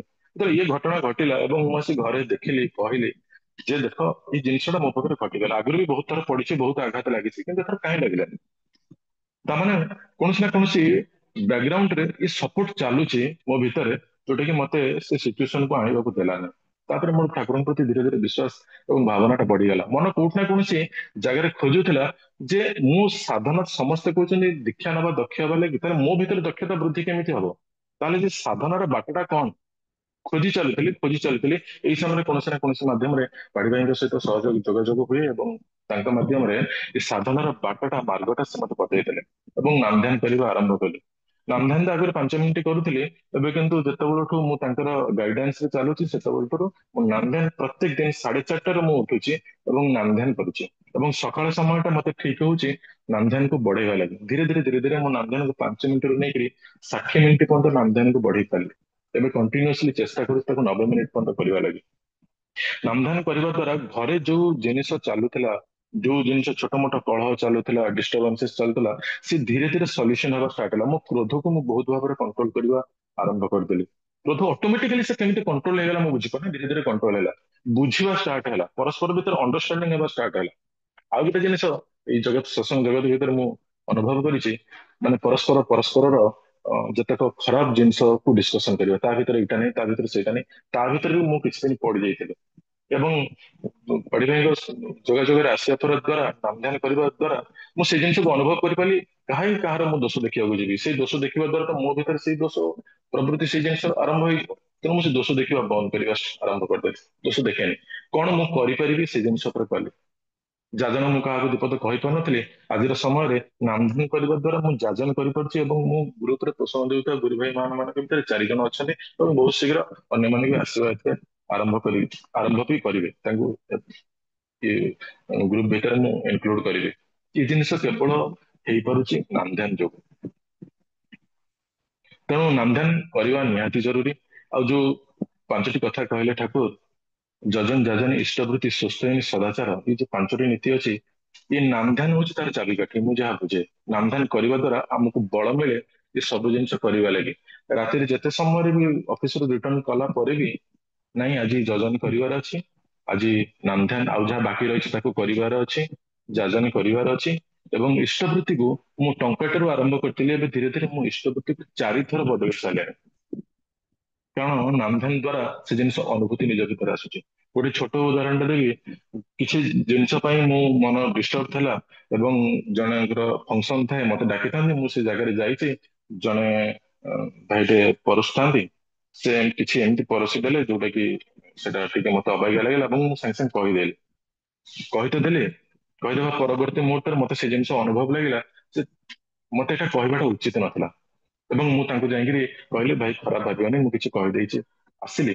ତା ପରଦିନ ଯେତେବେଳେ ନାମଧ୍ୟାନ ମୁଁ କରେ, ସେଇ ଜିନିଷ ମୋ ମାଇଣ୍ଡରେ ଚାଲେ ଯେ ଏଇ ଜିନିଷକୁ ନୋଟିଫାଇଡ କରିପାରିଲି ବିକଜ ଅଫ ନାମଧ୍ୟାନ। ନାମଧ୍ୟାନ କରିବା ଦ୍ୱାରା କୌଣସି ଜିନିଷ ଯଦି ଭୁଲ ହେଇଗଲା ବା ହବା ଲାଗି ଯାଉଛି, ସେଟା ମତେ ମାନେ ଗୋଟେ ଆଭାସ ମିଳେ କି କଣ ମିଳେ କି ଏଇଟା ଠିକ ନୁହଁ, ଏଇଟା ଏମିତି କରିବା କଥା ନୁହଁ। ଯଦି କରିଛି ବି ତାକୁ ସରେଣ୍ଡର କରିକି ନା ଏଇଟା ମୁଁ ଭୁଲ କରିଛି, ତାକୁ ମୁଁ ଆଉ କେବେ କରିବି ନାହିଁ। ଏଇ ଜିନିଷର ଯୋଉ ନିଜ ଭିତରେ ଇନ୍ସପିରେସନ ବା ନିଜ ଭିତରେ କଣ କହିବି, ଗୋଟେ ଏମିତି ଆସେ ଯୋଉ ଜିନିଷ କି ଧରା ପଡେ, ନାଇଁ ଏଇଟା ମୋର ଉଚିତ ନଥିଲା ବା ଏଇଟା ମୋର କରିବା ଉଚିତ। ସେଟା ହେଇପାରୁଛି କେବଳ ଏଇ ଧ୍ୟାନ କରିବା ଦ୍ୱାରା। ଏବଂ ପ୍ରତ୍ୟେକ ସମୟରେ ଏବେ ମୁଁ ଅନୁଭବ କରୁଛି କି ଯେତେବେଳେ ବି ଖାଲି ପଡିଯାଉଛି, କେତେବେଳେ ଯାଉଛି, ବସୁଛି, ଉଠୁଛି, ସେ ସମୟରେ ସ୍ୱତଃପ୍ରବୃତ୍ତ ଭାବରେ ନାମଟା ସବୁବେଳେ ଭିତରେ ମୁଁ କରିଚାଲୁଛି, ସେଟା ସ୍ୱତଃପ୍ରବୃତ୍ତ ଭାବରେ। ଆଉ ଏଇ ଜିନିଷ ପସିବୁଲ ହେଇପାରୁଛି ଯେ ଠାକୁର କହିଥିବା କଥାକୁ ମାନିକି ଚାଲିବା, ଚରିତ୍ରଗତ କରିବା। ଠାକୁର ବାଣୀ ଦଉଛନ୍ତି, ଆମେ ବାଣୀ ପଢୁଛେ, କିନ୍ତୁ ତାକୁ ଚରିତ୍ରଗତ କରିପାରୁନଥିଲେ, ମନେ ରହୁନଥିଲା। କିନ୍ତୁ ଯେତେବେଳେ ଏ ଗୋଟେ ପ୍ଲାଟଫର୍ମରେ ଆସି ପହଞ୍ଚିଗଲି, ପ୍ରତ୍ୟେକ ଦିନ ମତେ ଯୋଜନ କରିବା ଦରକାର। ଯେତେବେଳେ ମୁଁ ବାଣୀ ପଢୁଛି ଏବଂ ତାର ଅର୍ଥ ବାହାର କରିକି ନିଜେ ବୁଝୁଛି, ଲେଖୁଛି ଏବଂ ତାକୁ ଗ୍ରୁପରେ ପଠଉଛି, ସେତେବେଳେ ନିଜ ଭିତରେ ତାକୁ ଚରିତ୍ରଗତ କରିବାକୁ ମତେ ବଳ ମିଳୁଛି। ଏବଂ ନାମଧ୍ୟାନ ହଉଛି ତାର ଚାବିକାଠି। କେବେ ବି ମୁଁ ସବୁ ଜିନିଷ, ଅଲଗା କିଛି ଜିନିଷ ମୁଁ କରିପାରେ, କିନ୍ତୁ ନାମଧ୍ୟାନକୁ କେବେ ମୁଁ ଜୀବନରେ ବନ୍ଦ କରିବିନି। ଏବଂ ମୁଁ ଆକୁ ଯେତେ ପରିମାଣରେ ଚାହିଁବି ଆକୁ ପଢେଇ ଚାଲିବି। ଏବଂ ପୋଷଣ ଦଉଥିବା ଗୁରୁ ଭାଇ ମା ମାନଙ୍କୁ କହିବି ଯେ ସମସ୍ତେ ନାମଧ୍ୟାନର ସମୟକୁ ବଢାନ୍ତୁ। ଆଜି ମୋ ଗ୍ରୁପରେ ଯୋଉମାନେ ପୋଷଣ ଦଉଛି, 4 ଜଣଙ୍କ ଭିତରୁ ଜଣେ ବିଜୟ ଭାଇ ବୋଲି ଅଛନ୍ତି, ଜଣେ ସିଏ 5 ମିନିଟର ନାମଧ୍ୟାନ କରୁଥିଲେ ଏବଂ ପୋଷଣ ଦ୍ୱାରା ଯାହା ମୁଁ କରୁଛି ତାଙ୍କୁ ହିଁ ଟ୍ରାନ୍ସଫର କରିବା ଦ୍ୱାରା ଆଜି ସେ 30 ମିନିଟ ପର୍ଯ୍ୟନ୍ତ ନାମଧ୍ୟାନକୁ ବଢେଇ ପାରିଛନ୍ତି। ଏବଂ ଯେତେବେଳେ ମୁଁ ଆମ ଗ୍ରୁପରେ ଥିବା ଗୁରୁ ଭାଇ ମା ମାନଙ୍କ ସହିତ ଯେତେବେଳେ ମୁଁ କଥାବାର୍ତ୍ତା କରାଏ, ସେମାନଙ୍କ ପାଖରୁ ଯୋଉ ଓ, ବଳ ମିଳେ, ସେମାନଙ୍କ ପାଖରୁ ଯୋଉ ଜିନିଷ ମୁଁ ଶୁଣେ, ସେଟା ମତେ ବହୁତ ପ୍ରଭାବ ପକାଏ ଏବଂ ତା ଦ୍ୱାରା ଆହୁରି କରିବାର, ଅଧିକରୁ ଅଧିକ କରିବାର ନିଜକୁ ପ୍ରୋତ୍ସାହନ ମିଳିଯାଏ, ପ୍ରୋତ୍ସାହିତ ମିଳିଯାଏ, ନା ମୁଁ କରିବି। ଇଏ ଥିଲା ମୋର କିଛି ସ୍ୱଳ୍ପ ଅନୁଭୂତି। ଏବଂ ଥାର୍ଡ ପର୍ଯ୍ୟାୟରେ ଯେମିତି କହିଥିଲି ଆପଣ ମାନେ କିପରି କରିପାରିବେ, ଗୋଟେ ଜିନିଷ ସିମ୍ପଲ କଥା ମୁଁ ବୁଝେ, ଯାହା କୁହାଯାଉଛି ଯଦି ମତେ ଭଲ ଲାଗୁଛି ତାକୁ କରିବା ଦରକାର, ତାକୁ କୌଣସି ବାହାନା ବନେଇବା ଦରକାର ନାହିଁ। ମତେ ଏଇଆ କୁହାହେଲା ଏତିକି ସମୟ ନାମଧ୍ୟାନ କରିବା ଲାଗି, ମୁଁ ନାମଧ୍ୟାନ କରିବି। ଯଦି ମୁଁ ଦେଖୁଛି ସାମ୍ନା ବାଲାର ପରିବର୍ତ୍ତନ ହଉଛି, ତାହେଲେ ମୋର କରିବାର ଅସୁବିଧା କଣ ଅଛି, ମୁଁ ଏଇଟା ବୁଝେ। ଏବଂ ପୋଷଣ ପାଉଥିବା ସମସ୍ତ ଗୁରୁ ଭାଇ ମାନେ ଯୋଉମାନେ ଆଜି ଏ ଗ୍ରୁପରେ ଜଏନ ହେଇଛନ୍ତି, ମୁଁ ସେମାନଙ୍କୁ ଅନୁରୋଧ କରିବି, ଯିଏ ବି ଦଉଛନ୍ତି ତାଙ୍କ କଥା ଶୁଣନ୍ତୁ ଏବଂ ତାଙ୍କର ଯୋଉ ପରିବର୍ତ୍ତନ ଆପଣ ଯଦି ଦେଖୁଛନ୍ତି, ତ ତାଙ୍କ କଥା ଶୁଣନ୍ତୁ ଏବଂ ସେଇପରି ଟାଇପର କରିଚାଲନ୍ତୁ। ନିଶ୍ଚିତ ଆପଣ ଦେଖିବେ ଆପଣଙ୍କ ଭିତରେ ବି ସେଇ ପରିବର୍ତ୍ତନ ହିଁ ନିଶ୍ଚିତ ଭାବରେ ଆସିବ। ଏବଂ ଠାକୁର ଯେମିତି ଚାହିଁଛନ୍ତି ମଣିଷଟେ ହେବା ଲାଗି, ଆମେ ସେମିତି ଟିକେ ମଣିଷଟିଏ ଗଢି ହେଇପାରିବା। ପରିଶେଷରେ ପରିଶେଷରେ ଯେ ସେଥିସକାଶେ ଠାକୁର ଆମକୁ ସବୁବେଳେ ଠାକୁରଙ୍କ ଆଦେଶକୁ ସବୁବେଳେ ଚରିତ୍ରାୟିତ କରି ନେବାକୁ ହେବ, ଯେପରି କଥା, ବ୍ୟବହାର, ଚାଲିଚଳନ ଆମ ପାଇଁ ନିଖୁଣ ହୋଇଯାଏ। ନିଜର ଅଜାଣତରେ ବି ନିଜର ଚଳନ, ବ୍ୟବହାର, ନିଶ୍ୱାସ ପ୍ରଶ୍ୱାସ ସହଜ ସ୍ୱାଭାବିକ ହୋଇଥାଏ, ଯେମିତି ଠାକୁର କହିଲେ, ସେଇପରି ଭାବରେ ଆମକୁ ନିଜକୁ ବନିବାକୁ ପଡିବ। ଏହା କୁହାଯାଇପାରେ ଯେ ଆମର ଚିର ସହଚର ପ୍ରବୃତ୍ତି ଦ୍ୱାରା ପରିଚାଳିତ ନ ହୋଇ ସେମାନଙ୍କୁ ନିଜ ନିୟନ୍ତ୍ରଣରେ ରଖି ଚାଲିବା ର ବ୍ୟକ୍ତିତ୍ୱ ଆମକୁ ନାମଧ୍ୟାନ ମାଧ୍ୟମରେ ଲାଭ ହୁଏ। ଲୋକ ଅଧିକରୁ ଅଧିକ ଦକ୍ଷ ହୁଏ, ଆମେ ଅଧିକରୁ ଅଧିକ ଦକ୍ଷ ହେଇପାରୁଛେ ଏଇ ନାମଧ୍ୟାନ ମାଧ୍ୟମରେ। ତାର ଏକମାତ୍ର ପଥ ହଉଛନ୍ତି ସଦ୍ଗୁରୁ, ଗ୍ରହଣ ଓ ତାଙ୍କ ପ୍ରତି ଆମର ହାଡଭଙ୍ଗା ଟାଣ ନେଇକି ଚଳିବା। ପୁରୁଷୋତ୍ତମ ହଉଛନ୍ତି ଆମର ଇଷ୍ଟ, ପରମ ପୂଜ୍ୟପାଦ ଆଚାର୍ଯ୍ୟ ଦେବ ହଉଛନ୍ତି ଆମର ଚାଳକ। ଯଦି ତାଙ୍କୁ ଅନୁସରଣ କରି ଚଳିବା, ତେବେ ଆଉ ଚିନ୍ତାର, ଆମର ଜୀବନରେ ଚିନ୍ତାର କୌଣସି ଅବକାଶ ରହିବ ନାହିଁ। ଏତିକି କହି ମୁଁ ବକ୍ତବ୍ୟକୁ ରଖୁଛି। ପୁଣି ଥରେ ସମସ୍ତଙ୍କର ମଙ୍ଗଳ କାମନା ଶ୍ରୀ ଶ୍ରୀ ଠାକୁରଙ୍କୁ ଶ୍ରୀଚରଣ କରୁଛି। ଜୟ ଗୁରୁ। ଜୟ ଗୁରୁ। ଜୟଗୁରୁ ଭାଇ, ଜୟଗୁରୁ ବିଶ୍ୱନାଥ ଭାଇ ବହୁତ ସୁନ୍ଦର ଭାବରେ ସବୁଠୁ ଭଲ ଜିନିଷ ହେଲା ଆପଣ 20 ମିନିଟ୍ ଭିତରେ ଟାଇମ୍ ପୁରା 35ରେ ସରିଲା। ସେଇଟା ଗୋଟେ ବହୁତ ଟାଇମ୍ ମ୍ୟାନେଜ୍ କରିବା, ସେଇଟା ଗୋଟେ ଏଇଠୁ ଶିଖିବା ମିଳିବାର ଅଛି। କାରଣ ଆପଣଙ୍କୁ 20 ମିନିଟ୍ ଦେଇଥିଲି, ପୁରା 20 ମିନିଟ୍ ଭିତରେ ହିଁ ସାରିଛନ୍ତି। ସେଇଟା ଗୋଟେ ବହୁତ ଧନ୍ୟବାଦ। ଆଉ ଆପଣ ଯେଉଁ ପଏଣ୍ଟ ୱାଇଜ୍ ରଖିଥିଲେ, ଠାକୁର କ'ଣ କହିଛନ୍ତି, ଆପଣ କ'ଣ ପ୍ରାକ୍ଟିକାଲ ଆପଣଙ୍କ ଅନୁଭୂତି, ତାପରେ ଆମ ପାଇଁ କ'ଣ, ସେଇଟା ଡିଭିଜନ୍ କଲେ ସେଇଟା ବହୁତ ସୁନ୍ଦର ହେଇଥିବ, ସମସ୍ତଙ୍କୁ ବଢ଼ିଆ ଲାଗିଥିବ। କିନ୍ତୁ ମୋର ଗୋଟେ ଅନୁରୋଧ, ଆପଣ ଯେତେ ସୁନ୍ଦର ଭାବରେ କହିଲେ, ଆମର ଯେତେ ଜଣ ଜଏନ୍ କରିଛନ୍ତି, ଯେଉଁ ପୋଷଣ ଯାକୁ ଦେଉଛନ୍ତି, ସମସ୍ତେ ଏଇ ପ୍ରାକ୍ଟିକାଲ ଜିନିଷ ଦେଖୁଛନ୍ତି। ନାମ ଧ୍ୟାନ କଲେ କ'ଣ ବେନିଫିଟ୍ ହେଉଛି, କାରଣ ନାମ ଧ୍ୟାନ ଖାଲି କଲେ ବେନିଫିଟ୍ ହେବ, ଏହା ହିଁ ମୁଖ୍ୟ ଉଦ୍ଦେଶ୍ୟ। ଖାଲି ନାମ ଧ୍ୟାନ ଯଦି ନ କରିବା, ଖାଲି କହିଲେ କିଛି ଡିଫରେନ୍ସ ହେବନି। କାରଣ ମୋର ଗୋଟେ ଅନୁଭୂତି ଅଛି, ମୁଁ କାହାକୁ ଯାଜନ କରିବା ଦୂର କଥା, ଯଦି ମୋ ଠାରୁ ମୋତେ ଟିକେ ପଚାରିଲା ଜଣେ ହ୍ୱାଟ୍ ଇଜ୍ ଡିଫରେନ୍ସ ଗୋଟେ ଗୁରୁ ଭାଇ ଆଉ ନନ୍ ଗୁରୁ ଭାଇ, ଯଦି ସେଇଟା ଆପଣଙ୍କଠୁ କିଏ ଦେଖିଲା, କାରଣ ଆପଣ ଚରିତ୍ର କ୍ୟାରେକ୍ଟର ସବୁ କିଛି ଦେଖେଇ ଦେଲେ, ମୁଁ କ'ଣ ଆମ ଠାକୁରଙ୍କୁ କହିବାକୁ ପଡ଼ିବନି। ଆପଣ କହିବେ ମୋ ଠାକୁର ଏମିତି, ମୋ ଠାକୁର ଏମିତି ଏମିତି କରନ୍ତି। ସେଇଟା ଯଦି ଆପଣ କ୍ୟାରେକ୍ଟର ଦେଖି ଜଣେ କହିଲା, ଜଣେ ଆପଣ ବିଜନେସ୍ କରୁଛନ୍ତି କି ଜବ୍ କରୁଛନ୍ତି, ଯଦି କିଛି ଡିଫରେନ୍ସ ଦେଖିଲା ଆପଣଙ୍କ ଠାରୁ, ସେ ପଚାରିଲା ଇଏ କ'ଣ ପାଇଁ ଡିଫରେନ୍ସ, ସେଠି ଯଦି ଆପଣ କହିବେ ଯେ ମୋ ମୋ ଏଇ ଠାକୁରଙ୍କ ମାଧ୍ୟମରେ, ସିଏ ବଢ଼ିଆ ଯାଜନ ହେବ। କିନ୍ତୁ ଏବେ ଆପଣ ଯେଉଁଟା କହିଲେ ସେଇଟା ବହୁତ ସୁନ୍ଦର ଭାବରେ ଏକ୍ସପ୍ଲେନ୍ କରିଦେଲେ। ମୁଁ ସେଇଆ ହିଁ ଚାହୁଁଥିଲି। ଆପଣ ଦେଖନ୍ତୁ ଯେଉଁ ନାମଧାନ କହିଲେ, ବର୍ତ୍ତମାନ ଅନୁଭୂତିରୁ କହିଲେ ଯେ ଗାଡ଼ି ଆକ୍ସିଡେଣ୍ଟ ହେଲା, ସେ ଗାଡ଼ି ଆକ୍ସିଡେଣ୍ଟ ହେଲା ପରେ ଆପଣ ଦେଖନ୍ତୁ, କାହିଁକିନା ଏଇଟା ଗୋଟେ ପ୍ରପର ଜିନିଷ। କାରଣ ଆମେ ଠାକୁରଙ୍କର ଯେଉଁ ପ୍ରତିଷ୍ଠା କରାହେଉଛି ନାମଧାନ କରିକି, ଖାଲି ଆପଣ କହିବେ ଯେ ନାମଧାନ କଲେ ଏଇ ଜିନିଷ ହେଇଯିବ, କିନ୍ତୁ ସେଇଟା ଜିନିଷ ଆମେ ଯଦି କରିକି ଦେଖେଇବା, କେତେ ବାହାର ଲୋକଙ୍କୁ କେତେ, ବର୍ତ୍ତମାନ ଦେଖନ୍ତୁ, ମୁଁ ଏଇଟା ବଡ଼ଗିରି କହୁନି, ଆମର ଦେଖନ୍ତୁ ପାଢ଼ୀଙ୍କର ଯେଉଁ ମୁଖ୍ୟ ଉଦ୍ଦେଶ୍ୟ ଥିଲା, ସେ କେତେ ପଛରେ ପଡ଼ିଛନ୍ତି। କାହିଁକିନା ସିଏ ଚାହୁଁନ୍ତି ଆମର ସମସ୍ତଙ୍କୁ ପୋଷଣ, ମୋ ଘରେ ପୋଷଣ ଯେଉଁମାନେ ଦେଉଛନ୍ତି, ସେମାନେ ବର୍ତ୍ତମାନ କେମିତି ଆସିବେ, ମୋ ପଛରେ ପଡ଼ିଛନ୍ତି, ଆପଣ ସମସ୍ତଙ୍କର ଲାଭ ହୁଅନ୍ତି। ସେ ଚାହୁଁନ୍ତି ଆମେ ପରର, ଠାକୁର କହିଛନ୍ତି ନା, ନିଜର ମଙ୍ଗଳ ଅପରର ମଙ୍ଗଳ ହିଁ ନିଜ ମଙ୍ଗଳ ପ୍ରସ୍ତୁତି। ସେଥିପାଇଁ ସେ ଯେମିତି ପାଳିବେ ଚେଷ୍ଟା କରନ୍ତି, ଆମେ ସମସ୍ତେ ଆମେ ନାମଧାନ କରି, କାରଣ ଆମେ ପ୍ରତିଜ୍ଞା କରିଛେ, ଠାକୁରଙ୍କର ପ୍ରଥମେ ଦୀକ୍ଷା ନେଇକି ପ୍ରତିଜ୍ଞା କରିଛେ, ଏଇ ଦୀକ୍ଷା ଗ୍ରହଣ କରି ମୁଁ ସର୍ବତକରଣେ ଶପଥ କରୁଛି ଯେ ମନୁଷ୍ୟର ଜୀବନ ବୃଦ୍ଧିର ପରମ ଉଦାତା ଶ୍ରୀ ଠାକୁରଙ୍କ ଅନୁକୂଳ ଚନ୍ଦ୍ରଙ୍କୁ ପ୍ରତିଷ୍ଠା କରିବା ହିଁ ଏଇ ମୁହୂର୍ତ୍ତରୁ ମୋର ଜୀବନର ଯଜ୍ଞ ହଉ। ସେ ଯେ ଆପଣ କରିଛନ୍ତି, କିନ୍ତୁ ଦୀକ୍ଷା କେତେ ବର୍ଷ ହେଲାଣି, ଆମର ସମସ୍ତେ ଭାବି ଦେଖନ୍ତୁ କ'ଣ କରିଛନ୍ତି। କିନ୍ତୁ ଏ ନାମଧ୍ୟାନ କଲେ ଆପଣ ଠାକୁରଙ୍କ ପ୍ରତିଷ୍ଠା ମୁଖ୍ୟ ଉଦ୍ଦେଶ୍ୟ ହେବ, ମୁଁ ସେତିକି ଅନୁଭୂତି କରିଛି। ମୁଁ ସମସ୍ତଙ୍କୁ ଧନ୍ୟବାଦ ମୋତେ ଏ ପରିଚାଳନା ଦେଇଥିବାରୁ। ମୁଁ ଶଶୀ ଭାଇଠୁ ଆରମ୍ଭ କରି ସୁଗନ୍ଧ ଭାଇ, ବିଶ୍ୱନାଥ ଭାଇ ଆଉ ତେଜର ଭାଇ ସମସ୍ତେ ବଢ଼ିଆ ଭାବରେ କହିଛନ୍ତି, ଭଜନ ଆଉ କୀର୍ତ୍ତନ ରଖିଛନ୍ତି। ମୁଁ ଯେତିକି ଚେଷ୍ଟା କରିଥିଲି ପରିଚାଳନା ପାଇଁ, ମୋତେ ଲାଷ୍ଟ ମୋମେଣ୍ଟ କହିଲେ, ମୁଁ ଭାବୁଛି ମୁଁ ଚେଷ୍ଟା କଲି ମୁଁ କହିବା ପାଇଁ। ମୁଁ ଏତିକି କହିକି ମୁଁ ରଖୁଛି। ଆଉ କିଛି କୋଶ୍ଚିନ୍ ଥିବ ଯଦି ରଖନ୍ତୁ। ଜୟଗୁରୁ ଭାଇ।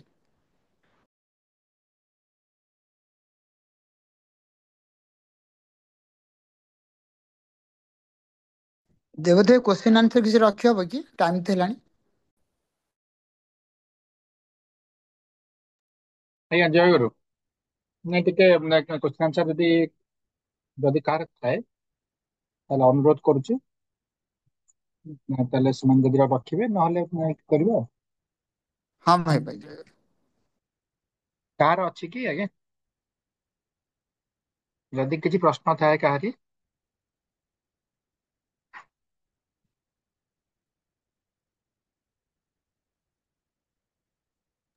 କିଛି ନାହିଁ ଯେ ଠିକ୍ ଅଛି, ଆମେ ବର୍ତ୍ତମାନ କ୍ଲୋଜ୍ ନାହିଁ କରିଦେବା ନହେଲେ। ଆଜ୍ଞା ଆଜ୍ଞା ଆଜ୍ଞା ହଁ, ସମସ୍ତଙ୍କର ମଙ୍ଗଳ ପ୍ରାର୍ଥନା କରୁଛି।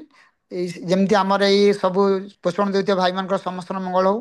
ଆଉ ସମସ୍ତେ ଯେମିତି ଟାଇମ୍ ସିଟ୍ ଯେଉଁ ଅଛି ଆପଣଙ୍କ ଗୋଲ୍ ସିଟ୍ ପ୍ରପର୍ ମେଣ୍ଟେନ୍ କରନ୍ତୁ। ଆଉ ଆପଣଙ୍କର କ୍ୟାରେକ୍ଟର ଏହା ହିଁ ହଉ, ଯେମିତି ବାକି ଲୋକ ଦେଖିକି ହିଁ ଠାକୁରଙ୍କ ବିଷୟରେ ଜାଣନ୍ତୁ। ଏତିକି ସମସ୍ତ ଆଉ ଗୋଟେ ଥର ମଙ୍ଗଳ ପ୍ରାର୍ଥନା କରୁଛି। ଜୟ ଗୁରୁ।